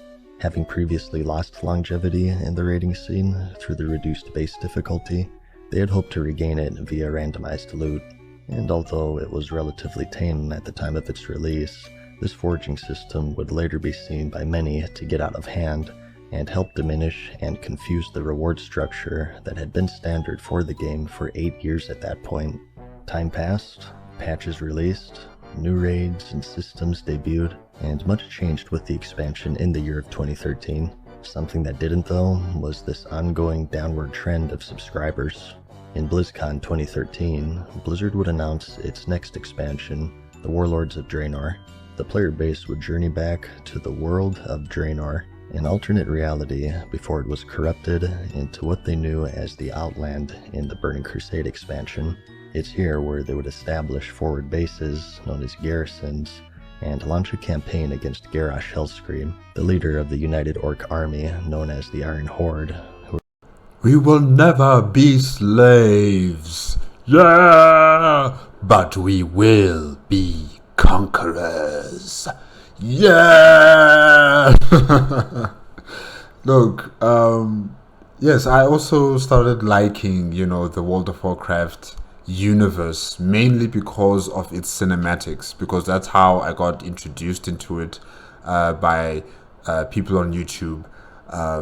And, you know, I liked it in the beginning as well because of the movie, the World of Warcraft movie. That's how I got into it first, you know. And then as I began my YouTube channel with reactions on World of Warcraft trailers, you know, that's how I started to develop my close attachment to this game. Although I've never played it, you know, I've never played it. So I don't understand how the player base feel about this game. You know, how they feel about playing this game, you know. I'm not really sure about that. You know, I don't have any knowledge or experience on how people feel about playing that the game, you know. So all I can talk about is the quality that's been presented to me on the screen in terms of the cinematics, you know. And with that, I love it. I'm enthralled with the storylines. I'm enthralled with the cinematics, the music, especially the soundtracks. The music from World of Warcraft is so good, you know. And a part of me thinks that, you know, maybe that would be something that people enjoy about the games as well. But I can see that during the Mists of Pandora, they didn't really, you know, have that gel with the game. And even with Draenor, it seems maybe they didn't have that kind of gel with it because of other issues that I am not having any knowledge about, you know, in terms of the gaming mechanics. But yeah, that's how I got attached to this game, World of Warcraft, mainly due to the cinematics and the soundtracks. Yeah, it's quite interesting to find out that, you know, during Mists of Pandaria, during the Cataclysm, and probably during the Warlords of Draenor, you know, the subscription base has been falling or has been stagnant for some time. So yeah, that's quite interesting. We're set to invade the land of Azeroth.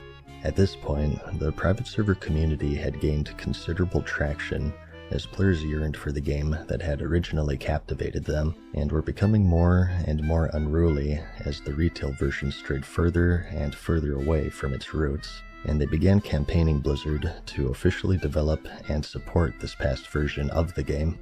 In a Q&A panel during the convention, one such player asked for an official answer on the possibility of a legacy server. The question was fielded by J. Allen Brack, at the time a production director for World of Warcraft, and he delivered this now infamous answer. Have you ever thought about adding servers for previous expansions as they were then? No. And by the way, you don't want to do that either. How do you know he doesn't want that? He just asked you the question, meaning he probably wants it. So how do you know he doesn't want that? Wow, okay. I think you do, but you don't. Remember when you had to like spam cities and say, need a tank, need a tank, need a tank during the Burning Crusade days? You don't remember that because now you just push a button that says go to the dungeon. You don't want to do that. Though the quote would draw immediate ire of the legacy community. The cringe I have for that. You didn't even try to be diplomatic, no. Oh gosh. It would prove to be an integral moment in its development, serving as a rallying cry of sorts, and bringing more and more attention on the possibilities of developing such a version of the game. The answer was seen as dismissive and out of touch, especially considering the fact that private servers at this point had grown to new levels of popularity, and with this dismissive answer, the questions started turning into demands and discussion of its viability or not, and served to fan the flames of a community becoming increasingly disillusioned of the World of Warcraft and Blizzard in their current state.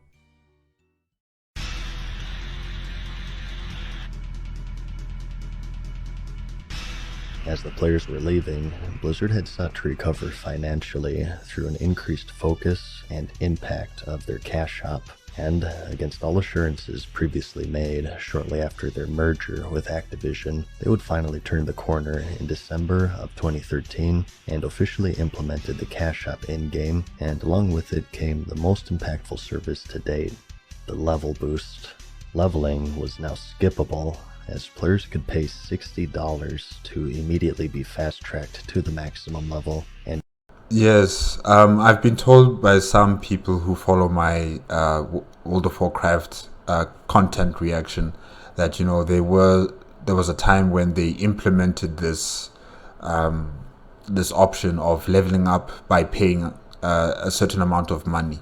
And I've always stated that, you know, I don't feel right about that. That is something that they should not have done, you know.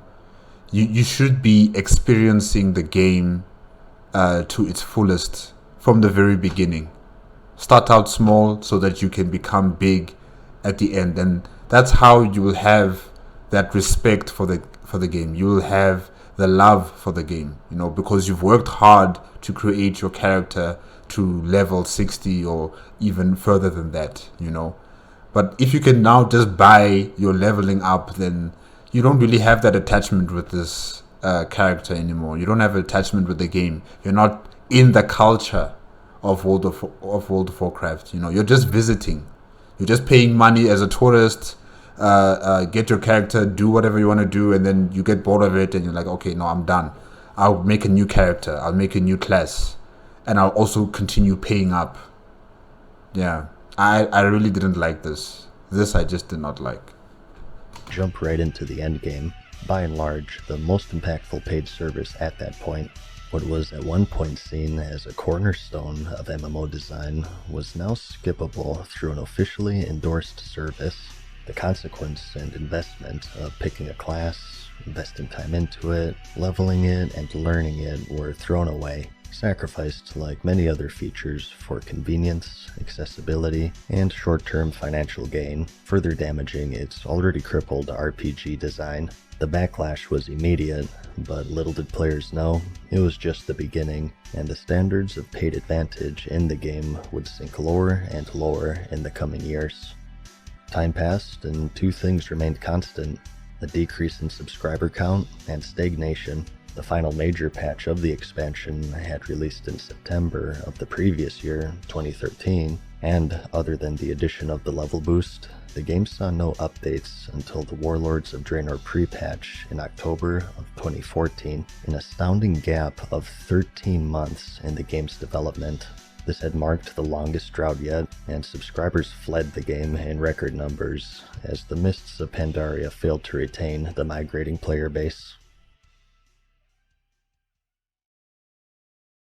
Migrating player base, but where are they migrating to?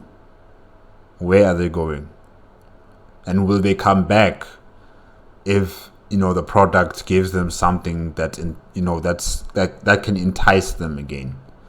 Yeah, interesting. It seems that the wall that has been created to protect Blizzard and World of Warcraft is crumbling and decaying from the inside out, you know. Because on the outside, it looks like it's impenetrable. You cannot penetrate this market. You know, World of Warcraft has it. It's in their ball court. But now, stagnation and decay is starting to destroy this entire foundation from the inside out. So now, we just need a competitor who sees that and will try to exploit that and then bash right through the wall. Who is that going to be? And I don't want to call them the WoW killer. That's a curse. Don't call yourself the WoW killer.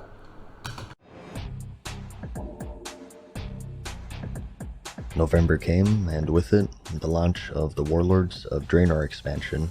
Despite the game's troubles, a combination of marketing and hype led to a rather successful expansion launch sales-wise. Over 3.3 million players had expansions in hand, ready to step through the Dark Portal for a second time, and subscriptions skyrocketed to 10.5 million, the highest it had been since the launch of the Mists of Pandora, and it holds the record of the largest surge in subscribers for expansion launches. Though unfortunately for Blizzard, history would repeat itself in more ways than one, as once again they had failed to retain this boon as problems soon arose after launch. Oh, that's nice. Every fucking server that I even play on is offline.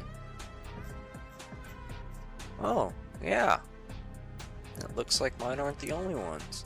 They had come under a DDoS attack as their servers were flooded with artificial traffic until they shut down from the strain.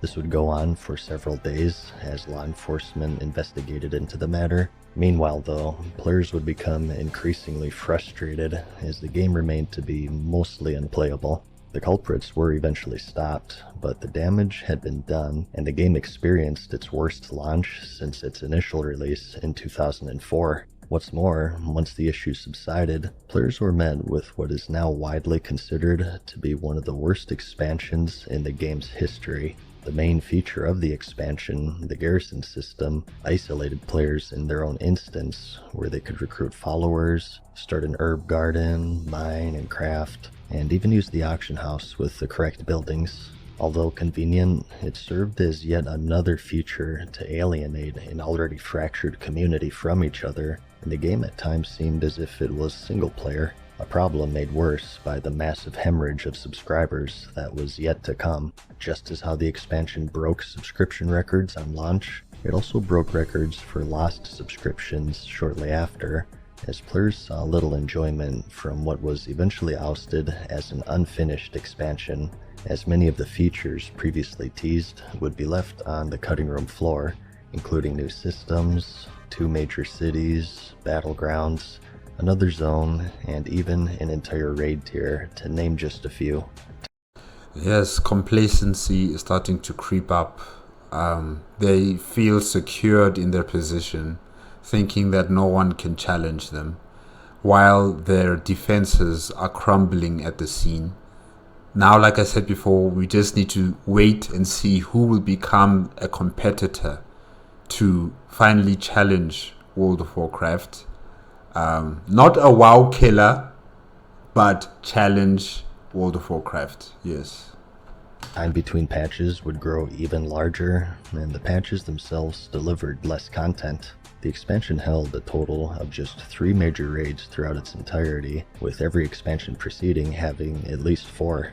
The combined effect of instanced garrisons and players flocking away made the new world seem dead, and so more and more servers would be connected to each other in an attempt to bring life back into the dying world, as subscriptions plummeted to an all-time low since its initial rise in vanilla at 5.5 million. It was announced shortly after that they would no longer report subscription numbers, stating that there are better indicators of business performance. The message? Why are you lying? Why are you lying? Just say you don't want to have people know about the truth of your game, you know. Just say you don't want people to know that things are not going so well. Oh wow, trying to control public opinion this way, you know, blocking out information. People are just going to speculate. They're going to create their own versions of the truth, which will become even far worse. You won't be able to control it, you know. At least if it's open and it's out there for people to see, then, you know, you wouldn't be having potential fake news coming in saying that, you know, Blizzard is dead, World of Warcraft is far worse than ever before. They'll never go back up to the high subscription rate they used to have, you know. At least if it's out there and people can see it, then you've actually dealt with one potential problem instead of creating it. Now you've created it. You've created this bubble of speculation, and it would be even worse for you guys now. It was clear. Where they had lost revenue in subscriptions, they gained several times over via the paid level boost. Success was no longer tied to a healthy player base, but rather revenue, and although looked at today as an embarrassing period in the game's history, financially it lifted the developer to new heights. Combined with other cash shop services, the level boost and the Warlords of Draenor played a large role in Activision Blizzard's best financial quarter to date. The influence of the cash shop now fully realized, it would be taken a step further in March of 2015 with the addition of the WoW token, where players could exchange real money for in-game gold, or on the other hand, use gold to purchase a token to pay for the subscription fee, or convert it into a balance only spendable on Blizzard products. Regardless of the method, it would prove to be a massive commercial success for Activision Blizzard, earning them record profits during record low subscriptions. A long time had passed since the cash shop's initial rise in 2008. Those who warned of the dangerous path that World of Warcraft was set on saw their predictions unfold slowly over the course of several years. At this point in the game's history, it was possible to buy levels, it was possible to buy currency, and with this currency, you could buy items and even services from other players, such as raid or arena carries, and the list of things that you couldn't buy was now far shorter than the list of things that you could buy. It was at this point that the game was deemed by many to be pay to win, as real-life purchases now had a clear and heavy impact on the power levels between different players. Behavior that previously warranted suspensions was now officially endorsed and advertised, and any semblance of integrity the game had left was abandoned. Though at this point, subscriptions were no longer being reported, morale of the game's future continued to decline. Like, I usually only play games that I pay once, and that is to acquire the game.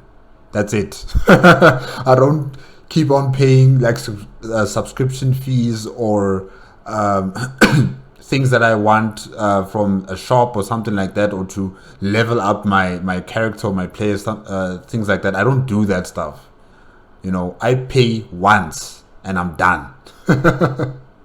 You're not going to hear from me again, even if you ask me, don't you want to subscribe here or there for a month or two, you can go on a trial basis. No, I'm done. I've paid your amount of money that you required for me to acquire the game, and that's it. That's as far as I'm going. The only subscriptions that I will be paying are for Netflix and for Disney Plus and for Amazon and for what's this other one called? What is it? Showmax and Hulu. Those are the things I would pay for subscription fees, but not games. I'm sorry. With that, no. I'll have to be having a lot of money and willing to spend it on a game, But honestly, I just don't find doing that as a very nice thing for my pocket, for my wallet, Spending per month on a game like that. No, I can't do that. In August of the same year, at the Gamescom convention, the next expansion, Legion, would be announced. The long-lost Broken Isles were discovered, and the Orc Warlock, Gul'dan, unleashed a second burning crusade upon Azeroth. It would feature a new class, the Demon Hunter, among many supporting systems such as powerful and unique artifact weapons that players could obtain and level up as an additional form of character progression. Each class would have a story-driven Order Hall campaign questline. A new legendary system would be added, where for most activities in the game, players had a small chance to obtain powerful legendary items to further enhance their characters. Daily quest hubs would be replaced with world quests, offering a greater variety in daily activities, which had become standard for several years, and the Mythic Plus system, an infinitely scaling timed challenge mode to bring dungeons back once more as a focus of endgame content. After the Warlords of Draenor, the confidence of the players was at an all-time low, and many would hope that Legion would be the expansion to redeem it. Although subscription numbers were no longer being reported, it had tied the release day sales records set by Cataclysm several years prior, selling a total of 3.3 million copies on release. Quarterly investor reports would also provide promising data on the overall reception of the Legion expansion, suggesting higher playtime per player. Mostly due to the success of its major features, the expansion as a whole proved to be a much-needed recovery. The order halls, being public locations that players shared, served as a base of operations and, unlike the previous garrison system, didn't harm its own social aspect. World quests, compared to the old daily hubs, offered much-needed variety in players' daily activities, and Mythic Plus saw high activity as players enjoyed the timed, ever-increasing challenge that they provided. Most of its features were received well, and with a solid rating scene to support it, it's generally looked back at favorably by even the most embittered fans, with its criticisms primarily being drawn from its reward structure. The legendaries, due to their low drop chance and high impact on gameplay, would be a source of frustration, so much so that they would receive a rehaul late into the expansion where players could purchase specific pieces with a new currency. And similarly, the forging system also contributed to this atmosphere of luck by holding too much power in character progression. At this point, it was called Titan Forging, which had a much larger eye-level range compared to the more tame Thunder Forging first introduced in Pandora. Items could roll up to 60 eye levels higher than that of their base, which made it possible to obtain mythic rating quality gear from even the most mundane activities. World of Warcraft and MMOs in general already have a high amount of luck tied to progression, but this added layer of needing the right piece to drop, and for that piece to Titan Forge, shifted the reward structure further from time investment to blind luck, and combined with the legendary system, many players would liken the expansion to a slot machine. Though overall, Legion would be received quite well, it was met with troubling news from within. Senior Vice President of Story and Franchise Development, Chris Metzen, who had been with the company for 23 years at that point, had announced his retirement, citing burnout, panic attacks, and the desire to spend more time with his family as the primary reasons for the decision. What a casual. Having been one of the most public-facing figures and a primary visionary for the World of Warcraft and the characters who inhabited it, it was seen as a tremendous loss, with fans and co-workers alike commenting on his influence on the franchise.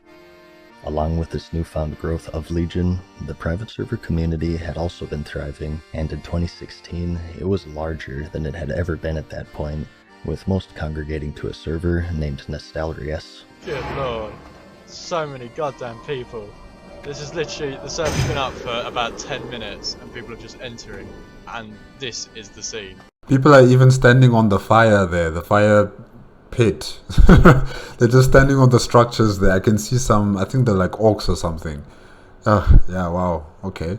The server had been hosting over 130,000 active players worldwide, an impressive feat for a game that users had to seek out on their own. Their success proved to be their downfall, however, as in April of 2016, Blizzard had sent cease and desist letters for those responsible for running the server, threatening legal action if they refused to shut it down. I personally had a private investigator hired to track me down by a legal firm that represents Blizzard.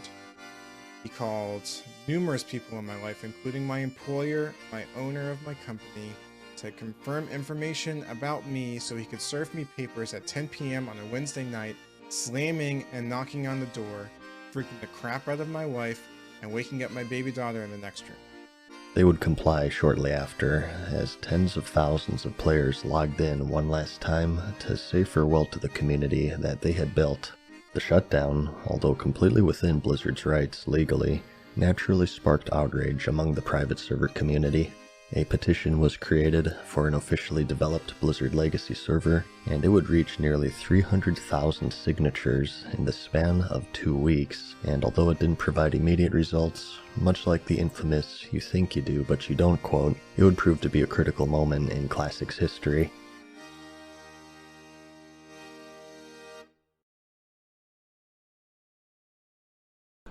Not listening to your people, thinking you know what's best for them. Yeah, it's sounding like any government or any organization out there, you know, those that have grown so large and powerful and that have stayed at the top for so long. You know, they forget how they got there. They forget who made them. They forget who owns them. And they think that they know what's best for you.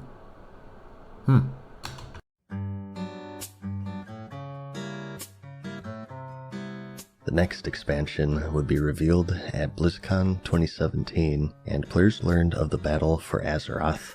Having thwarted the Second Burning Crusade, the Horde and Alliance now turned their attention on each other and would stage an all-out war over a new resource called Azerite. This resource would serve as a way to empower a new amulet, the level of which would unlock traits in accompanying armor pieces. The system had been set up similarly to the previously successful artifact system, and advertised increased customization and player agency, allowing them to tailor their characters to suit their gameplay style. You might find a power that makes you think twice about using a talent that you'd previously written off, and you will certainly find combinations that reinforce your favorite way to play your character. One of the main methods of obtaining this resource... I don't know, but that looked confusing to me. That really looked confusing. Or through island expeditions, where a team of 3 players could fight against another team of players or AI for Azerite, found randomly throughout the island, with random enemy selection, placement, and quests serving as the primary means of attempting to add replayability and longevity to them. It's something that we're calling dynamic replayability. Every time you come to this space, the puzzle is different. The creatures are in different locations. There are additional gameplay elements scattered throughout the world, and it's always a little bit different. Warfronts were a new feature, which were reminiscent of the original strategy games that the MMO was based off of. In here, you would battle for resources, and construct and upgrade buildings, and fend off troops with the ultimate goal of defeating the enemy commander. These wouldn't be the only announcements the World of Warcraft team had, though. And I want to talk about ice cream. Ice cream is great. Ice cream is one of my favorite desserts. Personally, I love chocolate, and I love cookies and cream. Oh, vanilla World of Warcraft. That's what he's talking about, right? I think. I don't know. Cookies and cream is actually my all-time favorite dessert. Where is this going? Come on. But I understand that for some of you, your favorite flavor is vanilla. Though for years they had claimed a re-release of previous versions.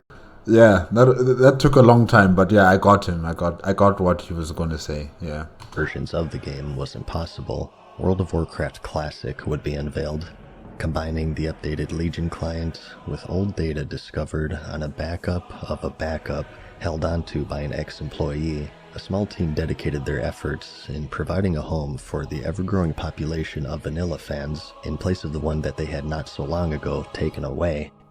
Details of development would follow shortly after, with a philosophy of changing as little of the game as possible in an effort to most accurately recreate the experience as it was from 2004 to 2007, including a phasing schedule to match roughly the original release schedule, and as requested by the player base, the absence of many features such as the dungeon finder, looking for raid mode, and the endgame cash shop, to name just a few.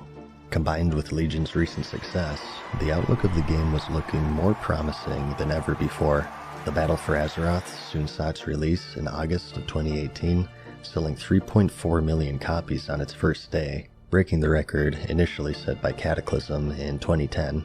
However, when the honeymoon phase ended, the faults of the expansion started to become clear. The Azerite armor system, which was said to hold major traits that altered how classes played, instead were a series of incidental procs that rarely did anything other than increase damage done, healing throughput, and damage mitigation, with some being just base stat increases. You might find a power that makes you think twice about using a talent that you'd previously written off, and you will certainly find combinations that reinforce your favorite way to play your character. Not at all as gameplay altering as advertised.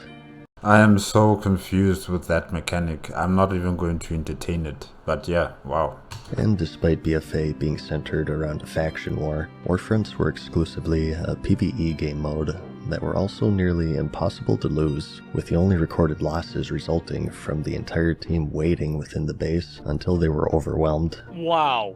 I'm screenshotting this. Due to this extreme lack of challenge, they were seen to be more of a chore than anything else. And as for island expeditions, players saw little replayability in the randomized selection of enemies, and behind the bells and whistles was a simple and repetitive truth. Rush to get the required amount of Azurite before the enemy team does, and as a result, the game mode would become very repetitive very quickly.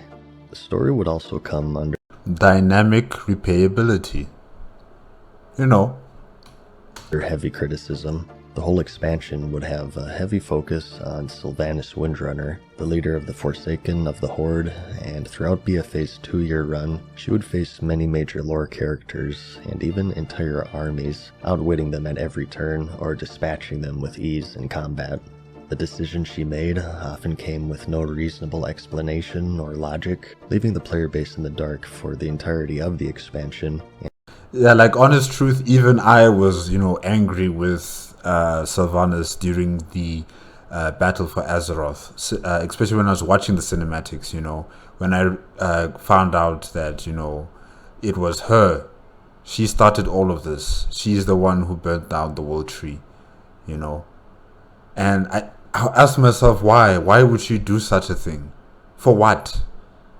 What is the end result of doing something like this, For a long time I was angry at her until she had the Makura with Sorafang, and I'm sorry, but I just fell in love with her all over again after I saw that cinematic, with a small speech before she left, saying that everybody here is like 10, I forgot what she said. She said something about them having pride and honor and, wearing this tin can plates, and saying, savor this moment. It won't last forever. Something like that. Yeah, I can't remember what she was talking about, but I remember how epic that cinematic was, and I just loved it. And I fell in love with her again, as a character. So yeah, she's still in my heart. But Battle for Azeroth, really, it just gave me stress.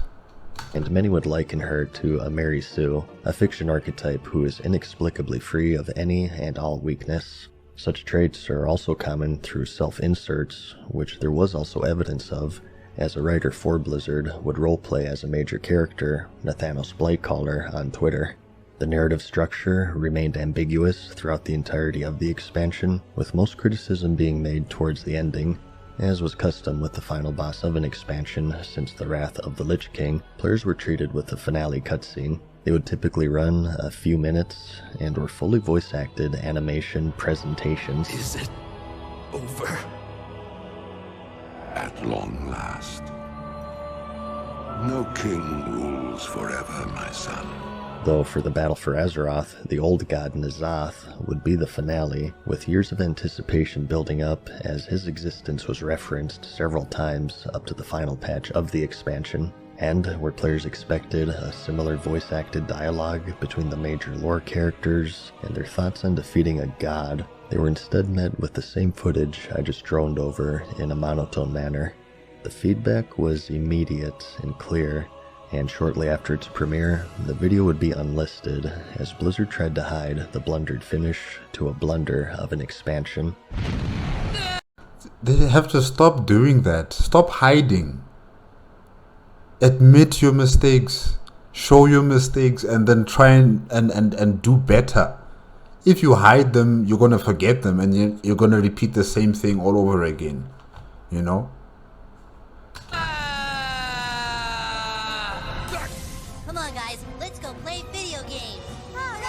The initial wave of excitement quickly soured as all 3 major systems of the expansion fell short of their goals. They would later be addressed in major patches, though players would have to wait nearly a year following their initial release. In response, monthly active users would start taking a dive, and in an attempt to bolster engagement metrics, the expansion would aim to rely on what many described to be an excessive amount of activities designed around daily and weekly timers. By the end of the expansion's lifespan.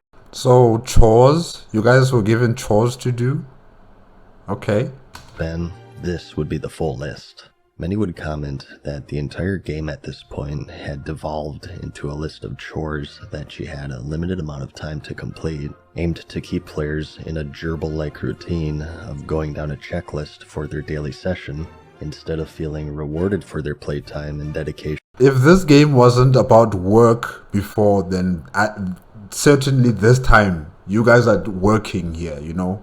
It's no longer just, I like games, I like playing games. No, this is your career. This is your job. You've been given a set number of tasks to complete. Your chores. Huh? Many would feel punished for missing sessions and question their reasons for playing to begin with. And just 2 months after release, Blizzard would suffer another devastating departure, as co-founder Mike Morhaime announced that he was stepping down as company president, promoting then executive producer J. Allen Brack to take his place. More troubling still, these people weren't... Wait, isn't that the guy who was telling us no? How do you pronounce his name? I forgot how you pronounce his name. But yes, isn't he the guy who was telling us no? I think so. Quitting game development, they were quitting Blizzard. Later, in 2020, Morhaime would announce a new company, Dreamhaven, and under its umbrella were 2 studios, Moonshot Games and Secret Door, of which many former members of Blizzard would be employed. In its announcement, they would stress that the goal of the company would be to prioritize product quality and player experience over short-term financial pressures, a development Oh, isn't that a bit of shade that you're throwing on your previous company there? Yeah, I think so. Oh, okay. And said that many fans say Activision Blizzard had abandoned long ago. Chris Metzen would later found Warchief Gaming, which is dedicated to developing worlds and tabletop experiences. And outside of World of Warcraft, the former Hearthstone director Ben Brode would launch the game studio Second Dinner, ex-StarCraft 2 developer. And I just saw that guy last week when I was reacting to the Hearthstone trailers. I saw that guy. Wow, so he also left. Oh, okay. Burrs would join Frost Giant and work towards developing a new RTS, and Lightforge game was opened by former Blizzard engineer Matt Shimbari and would later partner with Dreamhaven. Morhaime would be just one of many longtime talent leaving the company in recent years. He doesn't like that hug. He doesn't like it. He's like, can you please just leave me alone now? I mean, this guy is in there. He's in that hug. But the facial expressions, oh no. And his departure would be instrumental in what would later be known as brain drain afflicting the developer. Slowly but surely, the people who made Blizzard what they were departing.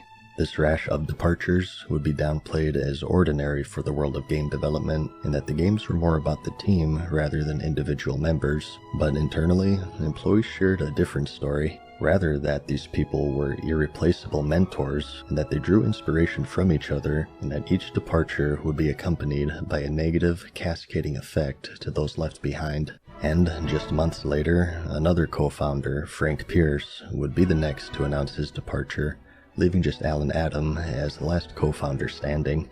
Development with Classic was progressing steadily, and a release date for the summer of 2019 was announced.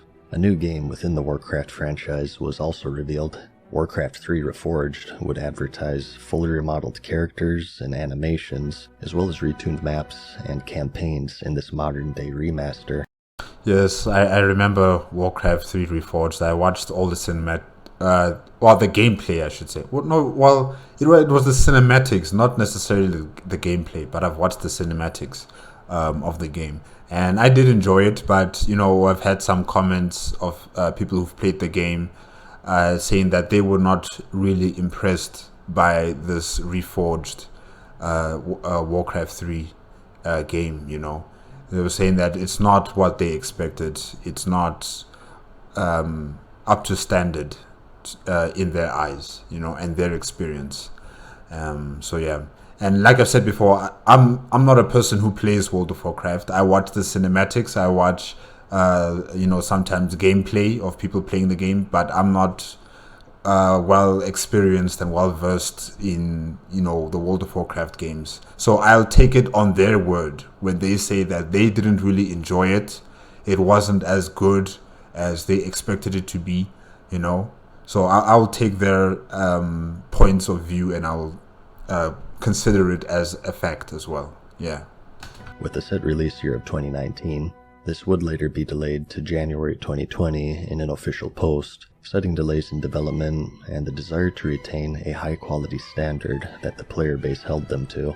Though not pertaining to the World of Warcraft directly, what would transpire with the development of Warcraft 3 and other titles revealed the priorities and development practices of Blizzard as a whole, and set the standard of how they would treat their community across all franchises, World of Warcraft included. This was also the BlizzCon where they announced a mobile Diablo game, which was met with, a less than desirable reception. Do you guys not have? Wow. That is so funny. Oh, guys, no, man. Wow. I actually enjoy that, you know. The public are actually there sitting there and saying, no, man, we don't want this. But they're still going to put it down your guys' throats, I know. There's no stopping this now. Phone? Yeah, you guys all have phones, right? But that's a story for another time. To make matters worse, the following years, although financially successful, would prove to be the most damaging to their reputation. Though reaching historic revenue earnings, treatment of their employees would become the focus of negative press. In February of 2019, 800 employees would be fired, many without warning, and were left crying in the parking lot. This is a trend that would continue through the following years of record-breaking profits, with massive layoffs and multi-million-dollar CEO bonuses following shortly after. I'm sure they're laying off these people and outsourcing many of the things that those people were doing. They're outsourcing it to others across the world, you know, who are not working in the business itself, but, you know, they're working in their own private a station, and then, you know, they just send whatever they're working on back to the head office, and the head office, you know, stitches it all together to make the product. Yeah, it's something that happens, you know. Is it nice? No, you know, it's bad. You know, people who were loyal to this company, people who were there for so many years, now they've just been told, we're laying you off. And the reason, sometimes the reason is not even there. They're just saying, you know, it's time that we part ways. Even though they're having money, you know, money is pumping into the company. And they can support your remuneration, you know, as an employee in the company. But they just decide, no, we're letting you go. In one instance, employees would be given gift cards to the games that they just got fired from working on their way out. Hey, here. What the?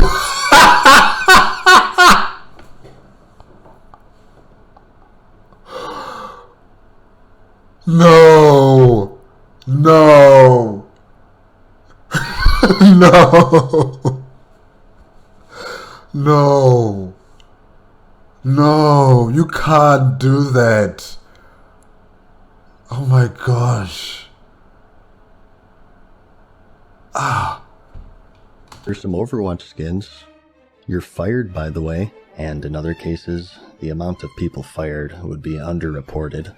Combined with the poor reception of the Battle for Azeroth, their reputation had quickly started to sour from that of a community-first industry innovator to one operated on greed, predatory business practices, and the cold treatment of their employees and even their player base. Little did everyone know, though, the worst was yet to come.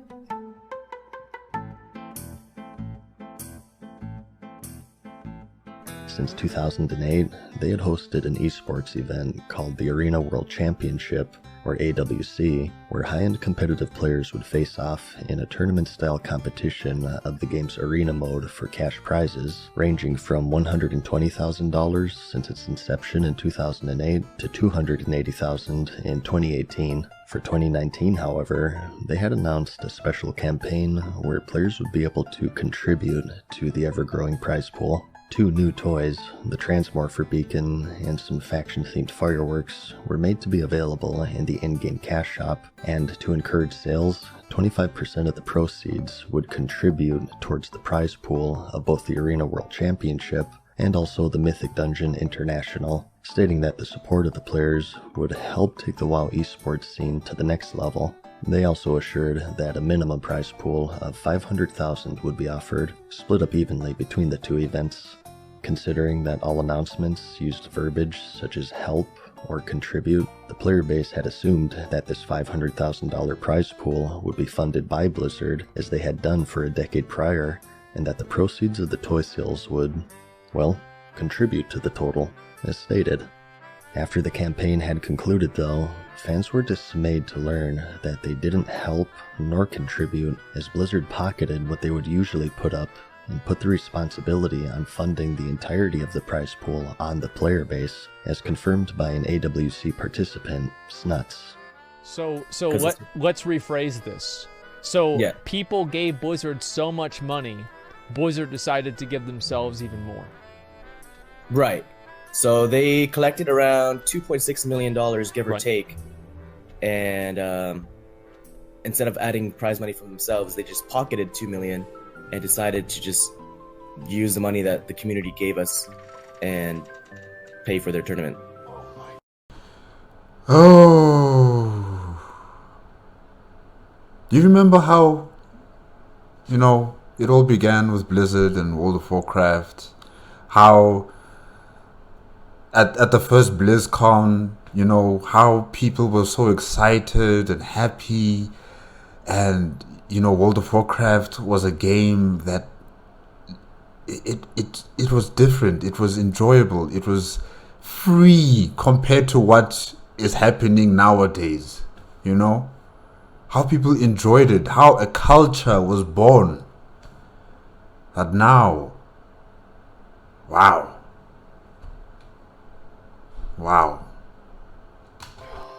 Both competitors and viewers expressed their anger, stating that they had felt deceived and that the good nature of those wishing to support the esports community of Blizzard were taken advantage of.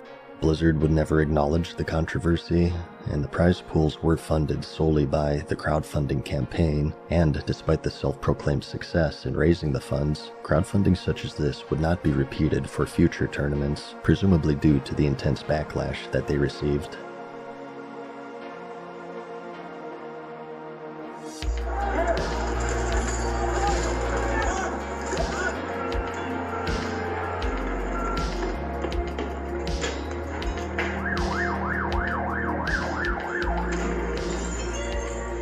World of Warcraft wasn't their only franchise that would be at the center of controversy, as soon after their Hearthstone division would attract the attention of national media. Here's a story which just won't go away. Activision Blizzard. It has suspended a gamer and taken his prize money away because he made comments supporting Hong Kong protesters. The protests in Hong Kong were at their climax at this point. Having been a British colony until 1997, when sovereignty of the territory was returned to China, Hong Kong would retain a separate legal and economic system with basic human rights safeguarded, in contrast. That's not, well, yes, on paper, that's what it says, but in reality, nope. Other cities in China, which are heavily governed by the authoritarian central government. Though in March of 2019, a bill would be proposed that would allow extraditions of fugitives to mainland China, which infringed on these rare freedoms, and due to China's opaque legal system, would allow the prosecution of citizens for political purposes. Citizens held marches in protest, which quickly turned violent after they were fired upon with tear gas, rubber bullets, pepper spray, and even live rounds as the situation spiraled out of control. In October of the same year, a tournament competitor, Jung Naiwan, or Blitzchung, after a victory took out a face mask similar to those being worn by the Hong Kong protesters and voiced his support to them, quoted "Liberate Hong Kong, the revolution of our times." The feed was quickly cut, and the following day, Blizzard announced that Blitzchung had been banned from competing further in the tournament, in addition to revoking the prize money that he had won up until that point, totaling $10,000. Additionally, he would be banned from competing for a full year, and the 2 casters interviewing Blitzchung at the time would also be fired. As a result, Activision Blizzard would swiftly come under heavy criticism, as many saw morality cast aside for vested financial interests. Players of another team, American University, would add their voices to the protest, which was also quickly censored and condemned by Blizzard. Spirit. And that is game WPI with the win. The winners Similar to Blitzchung, they would also be banned from competing in future tournaments, this time for 6 months.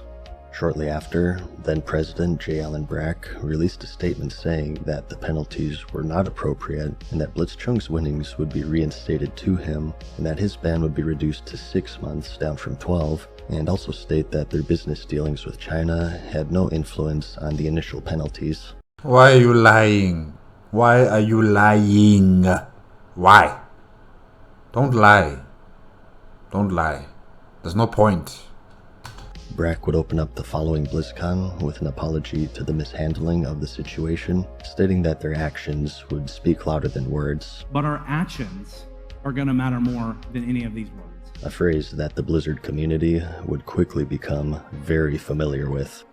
In the same BlizzCon, the new expansion for World of Warcraft would also be revealed. Players would enter the Shadowlands and join factions called Covenants, similar to the Order Halls in... I'm sorry guys, I just like Sylvanas, okay?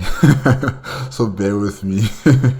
Legion. These would serve as a base of operations for players to conduct their campaign, and also gain unique abilities and perks.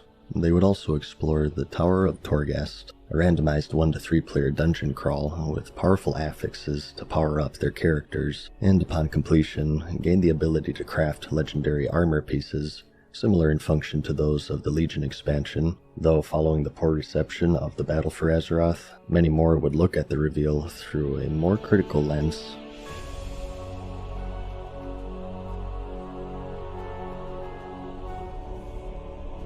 Though their current projects were met with mixed reactions, World of Warcraft Classic had seen its release in August of 2019 to surprising success. Initially holding only a handful of servers, it was quickly overwhelmed, and new servers were created to hold the surprising amount of people that had longed for the Azeroth of years long past. Upon launch, interest was so underestimated that queue times would balloon up to several hours, and even months following the release for some of the highest population servers.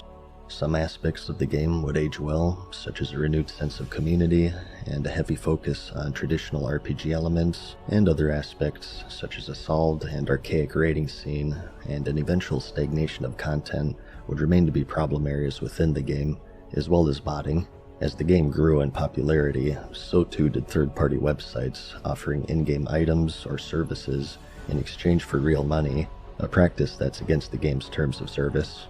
These sites oftentimes use automated programs to obtain this currency, and Blizzard would be ineffective in controlling them throughout the duration of Classic, even though they were relatively easy to spot by the players, as displayed many times by content creators within the community. I found a warrior mob grinding in Tanaris having a bit of trouble getting to his target. Cheating had always been, and continues to be, an area where Blizzard would perform poorly, even in the current version of the game, but due to the more fragile nature of the economy in World of Warcraft Classic and its community, it would have greater negative consequences.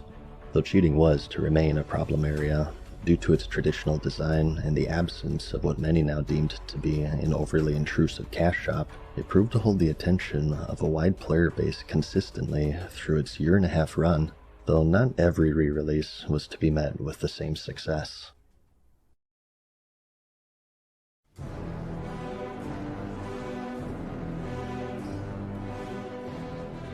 Warcraft 3 Reforged saw its release in the following January. You know, you guys are funny. You Warcraft 3 refunded. Oh gosh. Though delayed as they ensured to maintain a high quality standard, it was universally met with negative reviews as players saw little polish with the remaster, citing a poor UI, copious bugs, a low frame rate, missing features from the original, and consistent crashes. The latter of these issues would take the spotlight in the competitive scene shortly after. In their very first major tournament, in a quarterfinal match between two top players, Moon and Thorzane, a crash occurred at a key moment. The score was 1-1, and Thorzane seemed to be on track to take the win, but suffered a disconnect mid-match. Thorzane smells blood in the water. He's going in for the kill here. We have Banish ready. Mountain King was a little hurt. This is all buying time for the towers. We have no Breath of Fire, by the way. It is Drunken Haze, so big mischance on these Dragonhawks, and a disconnect. That fight was the most important one in this game yet. The match would then be restarted, despite Thorzane's advantage, and he would once again retake control of the rematch, and once again suffered a disconnect. I think he already has enough mana. I don't need a Blood Mage. I don't need you. You're benched. Once this... It looks like another drop just happens. Oh wow. As Thorzane, I think I kind of like his position here in this game. Again, yeah. This is so frustrating. The match would be replayed for a third time, and Moon, having adapted to Thorzane's strategy at this point, was the one to take the lead and eliminated Thorzane, resulting in the forfeiture of the large prize pool he surely would have won twice. Though they are the most impactful, as they happened during a quarterfinal match, these would not be the only disconnects to occur. The poor guy. But I like the fact that he stood up. Although he looked very frustrated and angry, as understandable as it is, you know. He went to Moon and then he shook his hand, you know. I'm sorry for laughing, but man. Hi. In the tournament, as competitors in lower level brackets would also become victim to random drops at key moments. Years later, an internal investigation would reveal that they knowingly released the game in an unfinished state, unwilling to delay it for a second time in fear of losing the pre-orders they had already amassed. It was also noted that the entire project was hamstrung by a low budget due to its low potential for being a big earner for the company. Internal sources would also share their struggles with exhaustion, anxiety, and depression for more than a year, and that their warnings of the game's unfinished state being largely ignored in order to make the tight release schedule. Negative reviews continued at a steady pace, as did refunds, as players were less than impressed at the level of polish that they received compared to what was promised. The classic game teams would be shut down, a new team now in their place, and in a bit of irony in a Bloomberg interview, a Blizzard spokesperson repeated the same failed promise made by Brack a few months prior, that their work and actions would speak louder than words.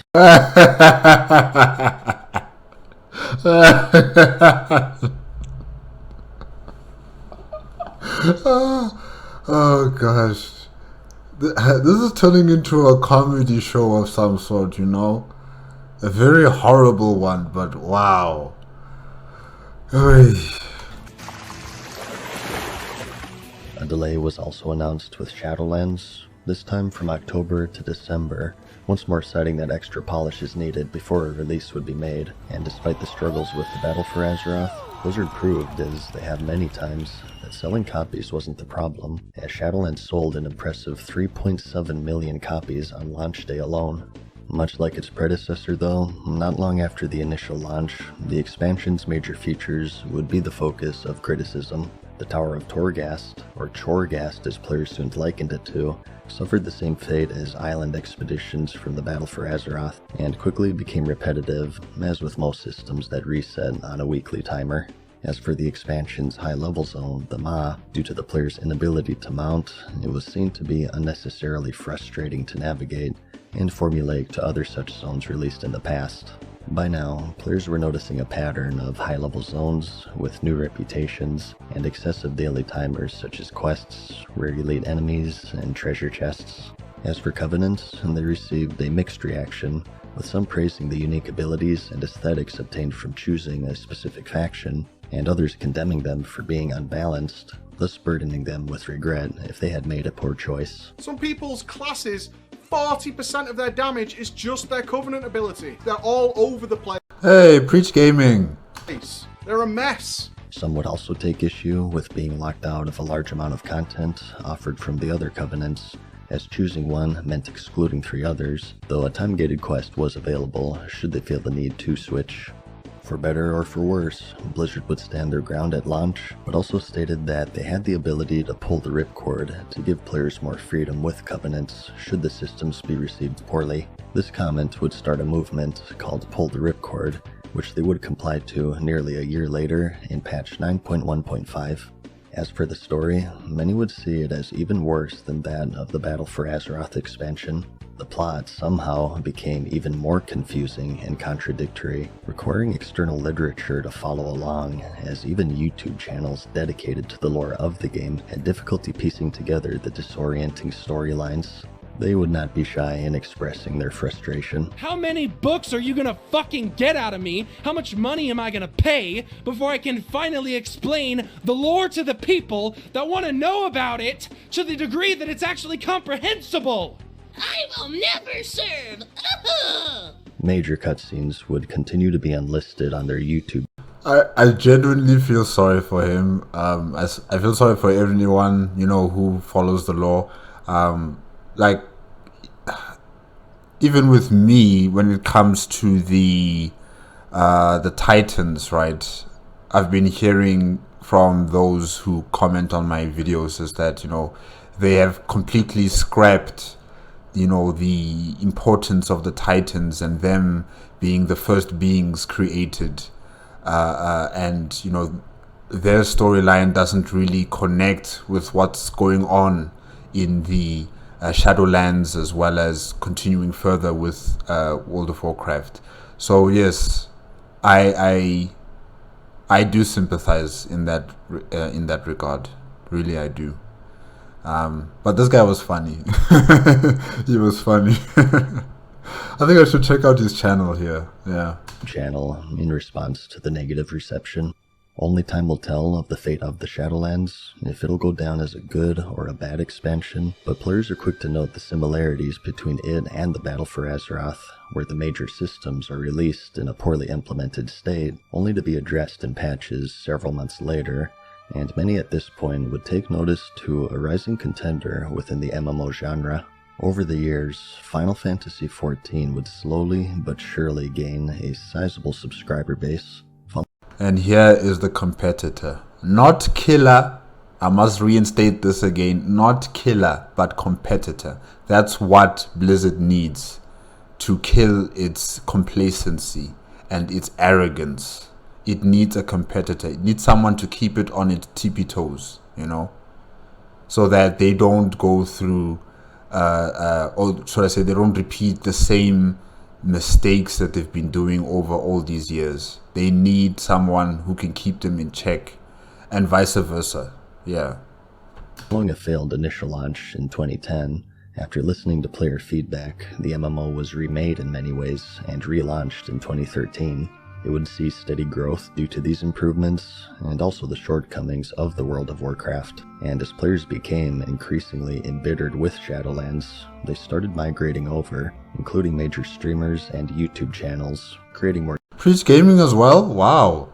Okay. And I just started getting into his content on World of Warcraft. Like, I'm checking out his videos where he discusses about the different classes from World of Warcraft, you know. I'm enjoying his videos. I really am enjoying his videos. So it's quite a bit of a surprise to see him now also jumping ship and heading for Final Fantasy.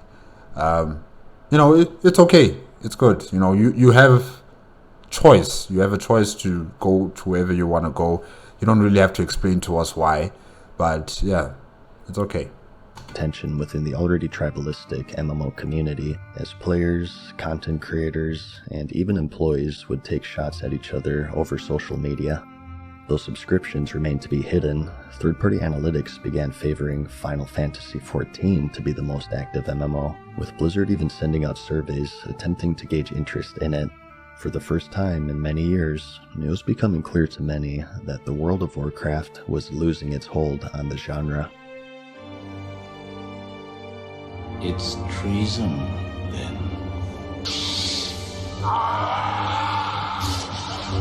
At BlizzCon 2020, the next step for Classic was announced, and as many expected, players would begin their second journey into the Outland in the Burning Crusade Classic.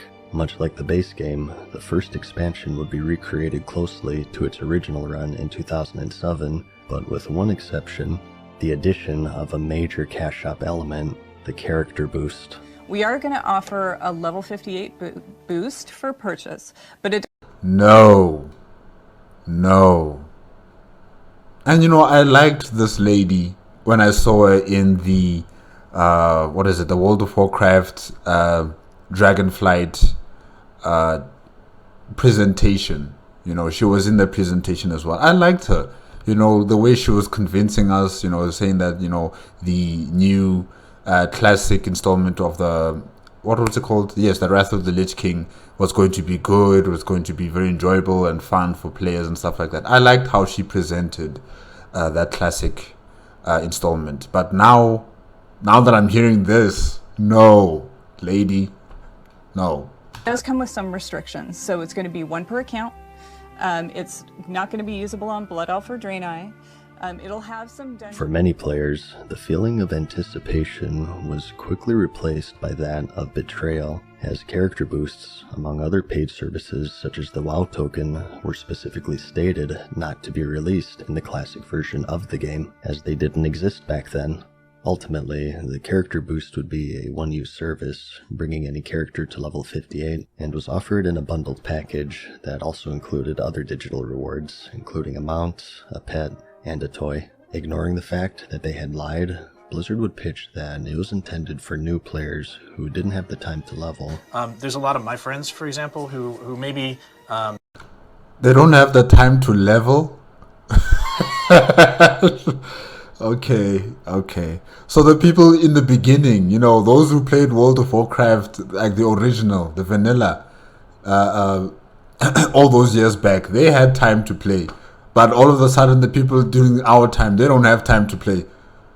How do you guys come up to that conclusion? Please stop lying. Didn't really play Classic when it first came out, right? And so now they're behind. And they're interested in playing the Burning Crusade. We want to make sure that those people are served too.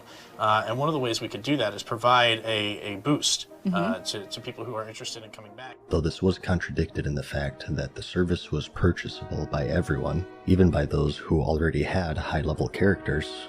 In addition to the boost, Blizzard had also announced Classic-era servers for those who preferred the vanilla state of the game, but this too would be met with controversy, as there would be a $35 charge in transferring characters to both states of the games, as characters that players spent the past year and a half leveling and gearing would be dangled in front of their faces in the login screen behind the paywall. The outrage was immediate, and Blizzard would respond by lowering the charge to $15, down from $35. As for the boost, the community was quick to point out the dangers of releasing such a service, such as the abandonment of the old world, and how bots, which had already been a major problem in Classic, would become empowered with the ability to skip towards the end game, making them capable of farming higher level materials almost immediately, thus having a greater negative effect than they previously had. Many also warned that accepting a service as major as this would lead Classic down the same familiar road, and that it would suffer the same fate of the game that spawned its existence to begin with, in addition to creating an unfair, paid element that let players pay to skip what other players had already worked for. Though these worries would ultimately be ignored, and the level boost was released despite the backlash. Footage of boosted characters botting started to appear immediately. Literally every single bot without fail was a level 58 boosted character. The limitation of 1 per account for bots is completely irrelevant. As expected for them, it's just a huge time save from actually having to level. And many saw an old world now abandoned, as the boost now loaded the majority of the player base directly into the Outland. One of the core design philosophies of Classic had been betrayed. A large portion of the player base at this point were refugees from current World of Warcraft, due to in large part of the overzealous cash shop, which was promised to be absent in the recreation. Shortly after, a WoW token with the green Burning Crusade background was data mined, and players took to the forums, creating numerous threads asking for confirmation whether this was planned to be released in Classic, and once more were simply ignored. Still to this day, several months later, there's no confirmation, yes or... Wait, Oops, because of our token dimension. Haha. Haha, it isn't actually coming to Classic though, right? Oh wow. Of their plans to implement it into the game. This betrayal proved to be the final straw for many of the player base, including the highly intelligent, not monotone, and physically attractive YouTube user MadSeasonShow, whom after 16 years playing and 7 years on YouTube had announced. You mean you? Okay. Announced his retirement. The heart and soul now ripped away once more. Classic's population began to wane drastically, and the remaining players would comment on the second foray into the Outland becoming more and more empty with each passing day. Some of those who remained chose to rebel by targeting other players who had purchased the level boost bundle by performing an in-game emote /spit on anyone seen riding the deluxe edition mount. In response, Blizzard disabled the emote when targeting another player. Alright, let's see if we can spit on someone.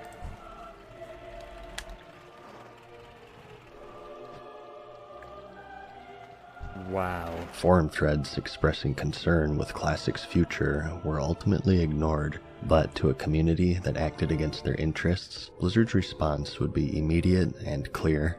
It was revealed later that Omar Gonzalez, who was one of the few responsible for taking action and making the Classic recreation a reality, had silently taken leave from Blizzard to join Secret Door under Dreamhaven, contributing to the ever-growing list of people who didn't quit developing games, but rather quit developing games for Blizzard Entertainment. Not long after, Jeff Kaplan, a 20-year veteran of Blizzard and director of Overwatch, announced his departure. This news would come as a surprise to the community, as the sequel to Overwatch, Overwatch 2, was still in development. Kaplan himself. I don't know much about this game. I've been given suggestions by my viewers or subscribers that I should check out the cinematics for Overwatch, which I will do. I'm not sure when exactly, but it is on my list of things to do. So yeah. It looks interesting though.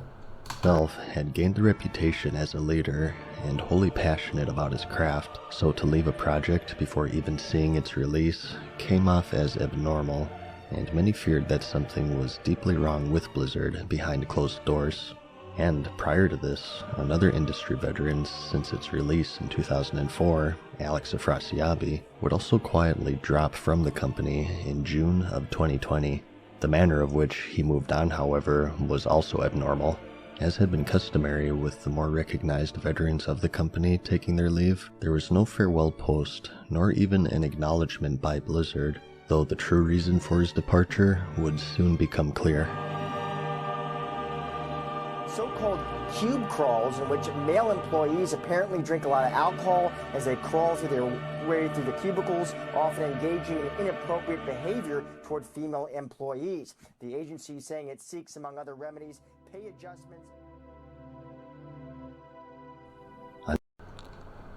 Wow. I've been saying wow so many times now. I've just realized it. Yeah, I'm shocked. Really, I'm just shocked. I'm shocked. And did anything happen to this man? Like, are there any criminal charges laid against him? I'm wondering about that now. On July 23rd, 2021, Activision Blizzard once again became the center of national news as the world would learn the details of a 2-year investigation and lawsuit by the state of California of continuous sexual misconduct and discrimination of their employees. The investigation alleges that female employees in particular were underpaid and subjected to regular sexual harassment by coworkers and superiors. In the report, it was revealed that one employee ultimately committed suicide during a company vacation. This would occur after pictures of her vagina had allegedly been passed around a company party. The investigation also described cube crawls where What happened to Blizzard? Or was this culture always there and we just didn't know about it? You know, was it still small and now it's just ballooned and become this this disgusting thing? Wow.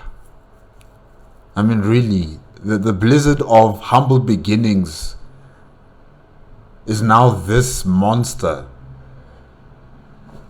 It's sad. It's really, really sad. If it's not the game, it's the developers and the managers of the company that produced the game that have just ruined everything. You know?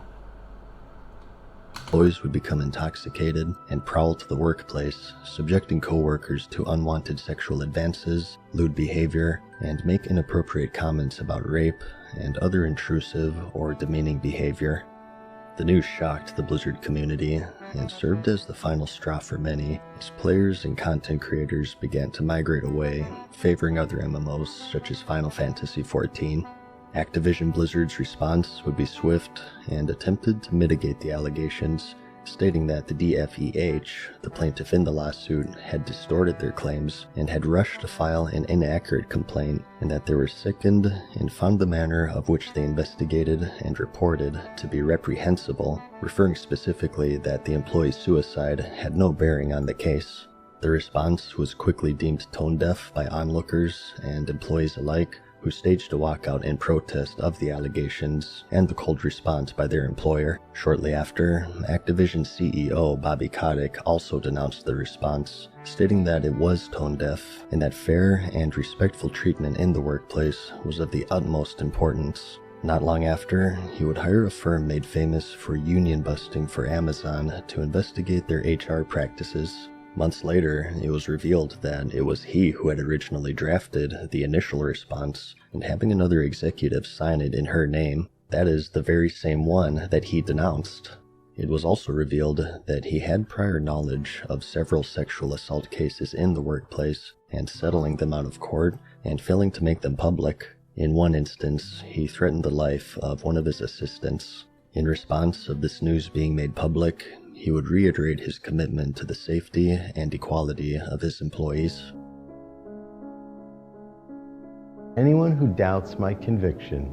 Shut up. Just shut up. Okay. I know I did say that Final Fantasy was going to be a competitor for World of Warcraft. But I don't know now. I just don't know. Maybe it is going to die.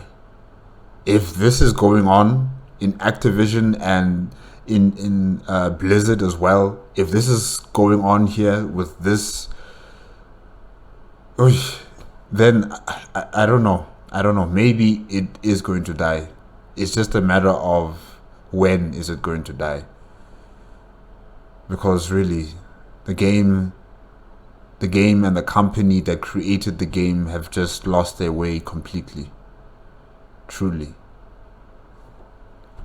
To be the most welcoming and inclusive workplace doesn't really appreciate how important this is to me. In August, the DFEH accused Activision Blizzard of destroying documents relevant to the investigation in violation of their legal obligation to not tamper with evidence of an ongoing lawsuit, though this claim would be quickly denied by an Activision Blizzard spokesperson. Pictures and conversations relating to the Cosby Suite were also leaked, the nickname for Afrasiabi's hotel room from BlizzCon 2013, after the former comedian Bill Cosby, who had at that point faced multiple accusations of date rape.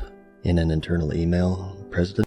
So this misogynistic, patriarchal culture was already there long ago.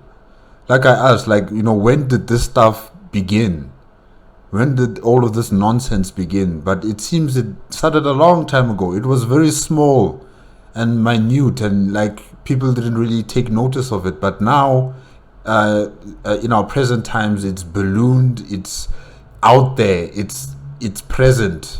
People are affected now because HR didn't stamp this stuff out. They didn't fire those people who were doing these things, or didn't suspend them or reprimand them, to correct themselves, to act orderly. Wow. Okay. J. Allen Brack stated his respect and care for equal treatment, and that Gloria Steinem, a well-known activist for women's rights, was a revered name in his household, having failed to grind the reputation to reach exalted, despite being human and having the diplomacy racial.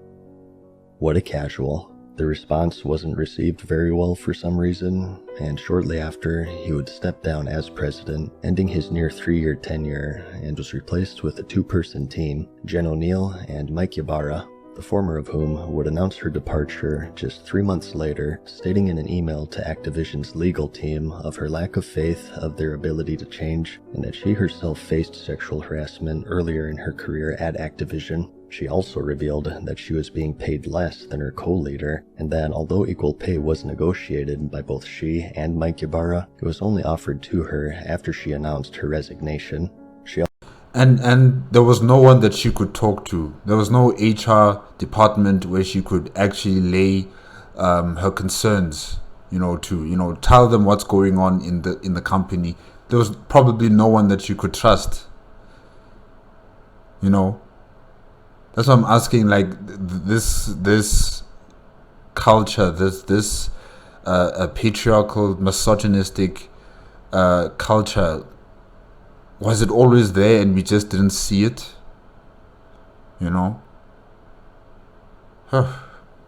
Also described attending a 2007 party with Bobby Kotick, where scantily clad women danced on stripper poles. Yeah, well, I'm gonna go build my own game dev studio with blackjack and hookers. As for Mike Ybarra, he would quickly come under controversy not long after his new position for a tweet advertising selling raid carries for gold. While this isn't against the game's terms of service, it remains to be a controversial point within the World of Warcraft community, as it edges the line of pay to win due to the player's ability to purchase gold with real money. As details of the investigation unfolded, many employees would quit or be fired, including senior game designer Jonathan LeCraft, the lead level designer of Diablo 4, a level designer of World of Warcraft, as well as the inspiration for the Overwatch character, Jesse McCree, and Diablo 4's game director, Luis Barriga, was also revealed to no longer be a part of Blizzard, leaving the upcoming action RPG without 2 critical leaders in the middle of its development. In response to McCree's involvement in the scandal, it was announced that the character McCree would be renamed, and that once again, actions would speak louder than words. Blizzard at this point would also begin a series of in-game changes, such as removing items and references they deemed to be inappropriate given the circumstances, such as changing pictures of women into fruit. In-game joke emotes that were deemed to be highly controversial would also be removed. If there are any children in the room right now, I advise you at this point to cover their ears. I'd like to fart in the tub. Amidst the lawsuit, as tensions were at an all-time high, a senior... That was considered controversial? I like to fart in the tub? Oh, okay. Yeah. Systems designer of World of Warcraft revealed that almost no work is being done as the lawsuit was unfolding. This sparked outrage among the player base as they learned that they were paying for content that was no longer being developed in an expansion which had already seen updates at a sluggish pace. In response to the backlash, a senior game producer labeled those complaining as part of the problem, as employees continued lashing out and placing blame on their players and community figures. Blizzard would see a major restructuring of their teams during this time, as these employees either quit or were fired, many of which holding important positions in games that were in mid-development, causing major delays in production. In November of 2021, it was revealed by Blizzard Chief Financial Officer Armin Zerza that the company isn't planning to include both Overwatch 2 and Diablo 4 in their 2022 financial outlook report, indicating that neither release will see their debut in all of 2022 due to delays in development. As a result, financially, they would suffer their worst loss in 13 years, as stock prices fell by more than 14% in a single day, bringing its year-to-date losses to 25%. In December, employees revealed suspicions that their breast milk was being stolen. Nursing mothers would label and store packages of breast milk in the break room refrigerator, and when retrieving it later, would find that some or all of the milk would be missing, while other items in the refrigerator What?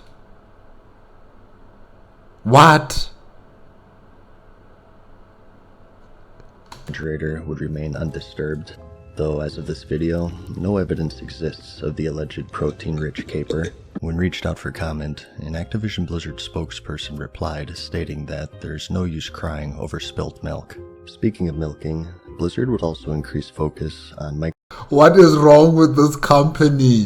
What is wrong with the management of this company? What is going on here? Microtransaction offers, including mounts, pets, and cosmetic outfits, often seem to be vastly superior to those acquirable in-game. Their prices would also be criticized, as their highest package would demand a price tag of $55, nearly matching that of a full AAA release, as onlookers reacted with awe at the lack of awareness or care that Blizzard showed to its community and image.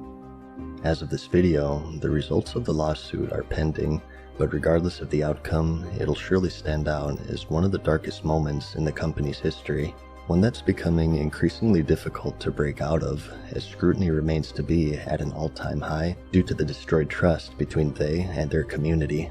As a result, a situation has been created where any flinch, positive or negative, is met with dominating pessimism. Employees daily suffer abuse, not only from the outside, but as recently discovered, also from the inside. Today, they stare down the seemingly insurmountable task of repairing the damage caused to their relationship with their community, with each passing day, their environment representing a battlefield more. They will never be able to repair the reputational damage for as long as the same people who have been there for so long, who have witnessed and who have participated in these sexual acts, assaults, you know, and other forms of misconduct, you know, and unethical actions and whatever they've been doing that has harmed other people. For as long as these people are still there in power, nothing's going to change in terms of reputation of this company. I don't think people are going to forget. They won't forget so easily, you know? Hey. Than that of a game development studio. While this itself is an unfair situation, many deem it a consequence of casting aside the goodwill of their player base consistently over the course of 3 tumultuous years. In the midst of the scandal, it was announced that BlizzCon was cancelled for the year of 2022 and that it would see a major restructuring if and when it returns. Initially, a heavily community-focused innovator with franchises that redefined genres, now leaves behind a sullied and controversial legacy in one of the most jarring and unforeseen falls in game development history. Quarterly reports show a consistent downward trend of active users, but at the same time, record-breaking revenue as patience and goodwill are continuously traded away for short-term financial profit. Just as how it breathed life into the genre with its birth in 2004, so too does it with its decline in the modern year. Its fall giving rise to a new generation of MMOs, eager to claim the crown it once wore with pride and ambition. As players, community figures, and employees. If there's one advice I would give to the new games that are coming out, don't aim for that crown. Don't aim for it. It's cursed. You know, also don't become a money guzzler, a money greedy grabbing company. Don't do it. Don't. You will end up just like Blizzard. Part in record numbers, a particularly iconic phrase of theirs is seen to be more and more prophetic with each passing day. No king rules forever.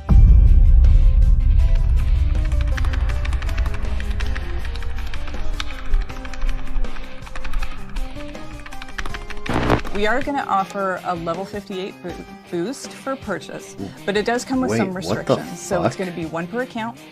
It's not going to be usable on Blood Elf or What the fuck?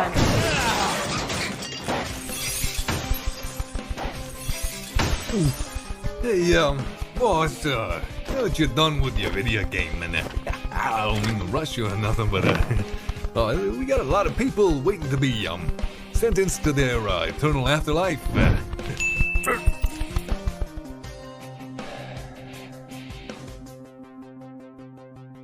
Send them in.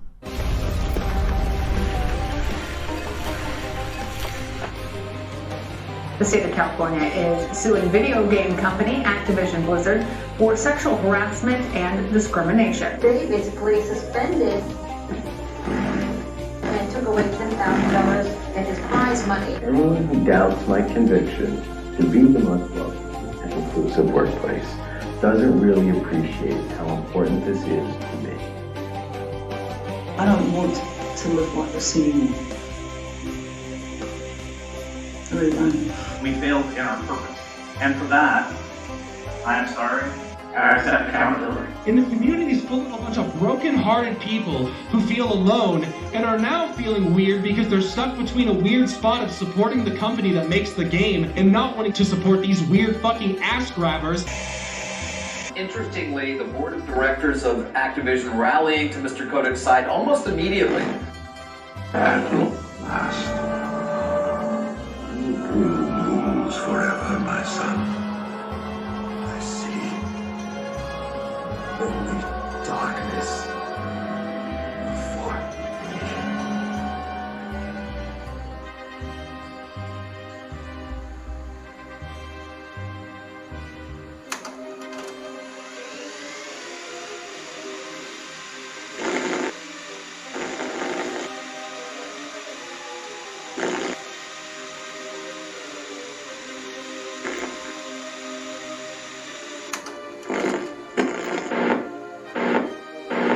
I am truly grateful.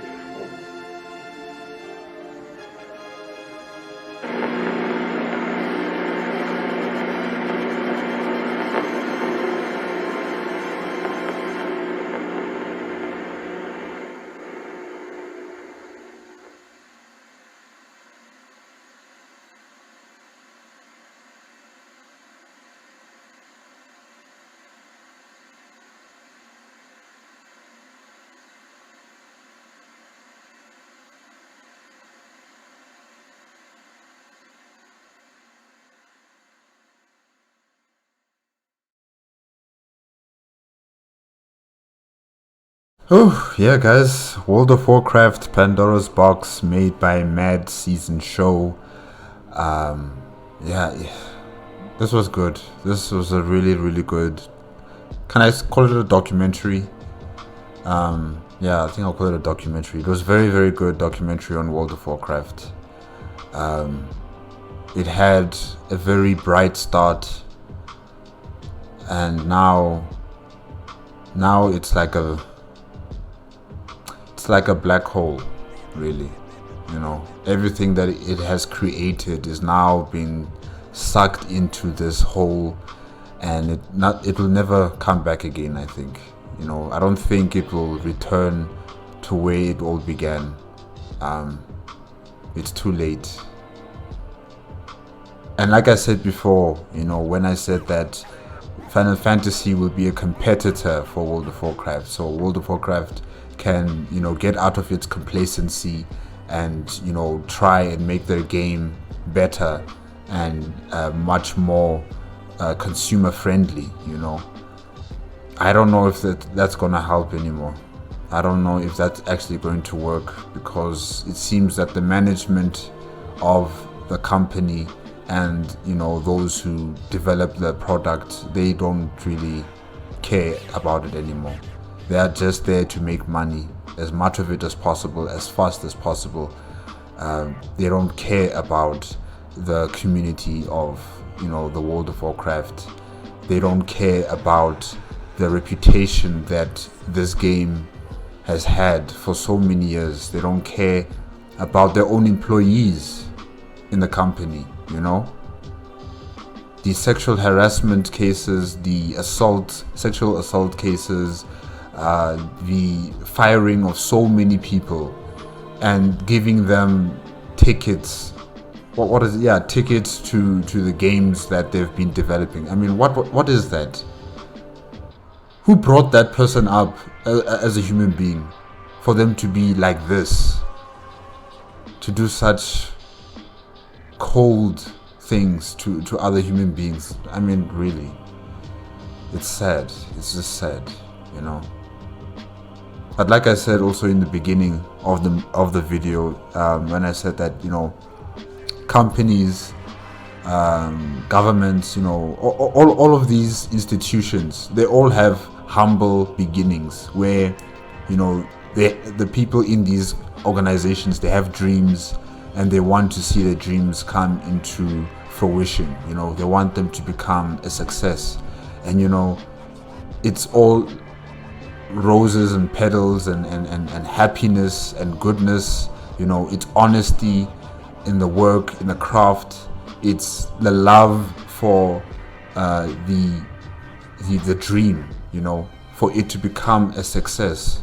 And that's what happened. Like Blizzard, World of Warcraft in particular, it became a success because of the commitment, because of the feeling of the different people who have joined the company, that they wanted this game to be something amazing, something enjoyable for everybody to play, and they succeeded in that. But then once they reached the top, they let go. They let go of their dream. They let go of all of their progress. They've let go of everything that built this company into what it is, and built this product into what it is, and they've descended down into the money, and the quick scheming things that they have done to get more money from people. It's sad. That's all I can say. It's just sad. It's just very, very sad. I didn't know about this, I didn't know about all of these things that have been occurring in Blizzard and with World of Warcraft. I did not know, really. Like I've said before, the only thing that I know about World of Warcraft is through its cinematics, because I enjoy the cinematics. I enjoy watching them. I enjoy all the characters in them. But in terms of the gameplay and anything beyond that, like in terms of the managerial structures of Blizzard and those who are creating the game, World of Warcraft, I know nothing about that stuff, But with this video, it's really opened my eyes to what has been going on. And why is it that on my YouTube channel, I get these recommendations of people always saying, World of Warcraft is sinking, or World of Warcraft is going through some tough times, and all of these speculations. And I never gave them any time of day. Like, I never clicked on those videos to watch what's going on. Like, I only focused on the cinematics because that's what I was there for. I really enjoyed them. I didn't want anyone to disturb how I felt about the franchise, because I really like the cinematics. But after watching this, it's really opened my eyes. And I wish that drastic changes could happen, but I just don't see it happening.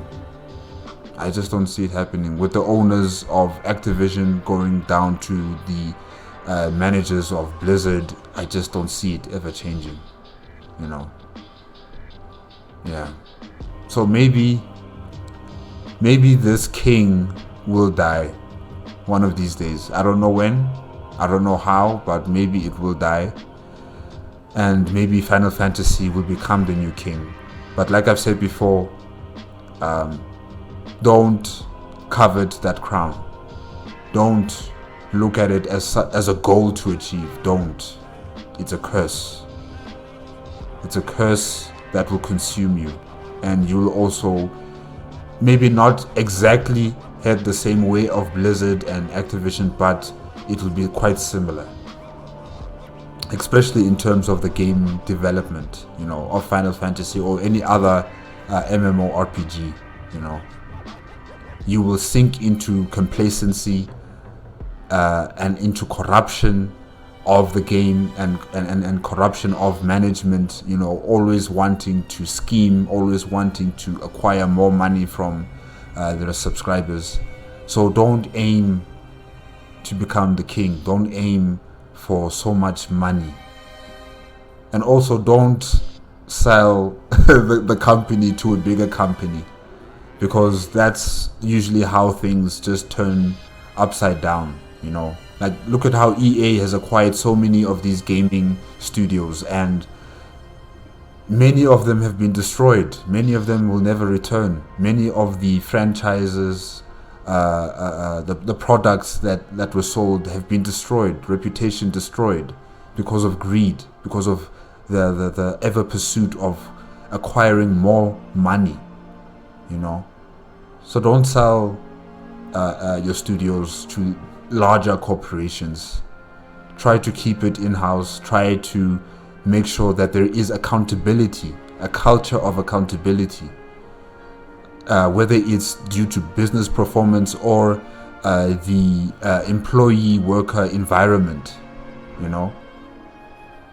Don't become like Blizzard here, that have just thrown that out of the window, and whatever the bosses are saying goes. If the bosses say we're covering up this story of sexual harassment, then they're covering it up, or sexual assault, they're covering it up, you know. Yeah, it's just sad. It's just very, very sad. But that's it. That's it. Guys, that was MadSeasonShow, showing the World of Warcraft Pandora's Box video. The links to both the YouTube channel as well as the original video, remember, they are in the description below. And thank you to Evil Adam 23 for enlightening me on this video, for giving me the suggestion to watch this video. It's been very good, very, very good. I really did enjoy it. And guys, if you liked the video, remember to give me a like, comment, and subscribe to my channel. Click on the notification bell if you want to be up to date with my latest videos.